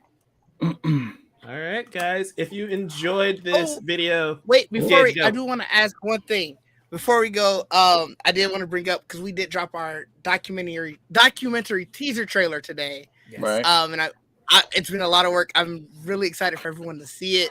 So if you go to either of the pages that I have listed underneath my name, my personal page or my podcast page, the trailer is there. I know most of you guys here have seen it already. Got good feedback from you guys. I think awesome. Yes. I think it's exciting. So I really hope that you guys could all see it and let us know what you think. The link is in the description. Yes. I appreciate that. Of course. I meant to cue that up at the top of the show, but you never brought it up, and I forgot. So that's on me. My bad. It's great. You guys need to go check it out. No, I'm half asleep. I've been half asleep all day, so things are still trying to get back on track. Right. All good. I appreciate you both being here. Mm-hmm. Yep. Of course. Yeah, of course. Anytime. I had to make sure I made it back for this. Excellent. Even if I was in the car still, I'd have been here. Look at that. I've done that before. It didn't work out, but I've done it before. Oh man! I may have been audio why cameras only, don't be on sometimes? Y'all be just doing road trips. I might be audio only. I would have tried to be here. Literally, what show was it? We were either talking about like Loki or it was some NCUT. Maybe I can't remember what the show was, but it was around Christmas time. And my family wanted to go down to the NASCAR Speedway because they have like Christmas lights and stuff. And it was during the podcast was supposed to be happening, and I felt bad, so I was like, let me try and see if I could get in. And I was able to get in, but I had my camera off because it was just dark because it was nighttime. So I'm like, you're not going to see anything anyway. And then Jawan like kept forgetting to like ask me any questions or like include me in the conversation because my camera was off. And I messaged him, I'm like, Jawan, you know I'm here, right? He's like, well, turn your camera on. And I turned it on. It's black, so you can't see it. I'm like, what did you want? So I tried to make it work, but it did not work. It did not work at all. Respect for trying. Yeah. A for effort. Yeah. Yeah. Brutal though. That's hilarious. He's got to be more aware. You know, that's probably why he had to retire. He was getting slow. I mean, there was already so many panelists anyway, so y'all He's getting old. He's getting old. You gotta hang it up. Retire the jersey. Up there. Cool. That's it. No, but seriously, guys, if you enjoyed this video, give us a like and subscribe so you don't miss a thing. We're gonna be back talking Marvel, talking DC, talking SAG strikes, WGA strikes, movies, anime, all the fun stuff. One Piece is in 1 month. Ahsoka's in a couple weeks. It's going to be great. A lot of stuff to cover. So make sure you subscribe so you don't miss a thing. Until next time. Peace.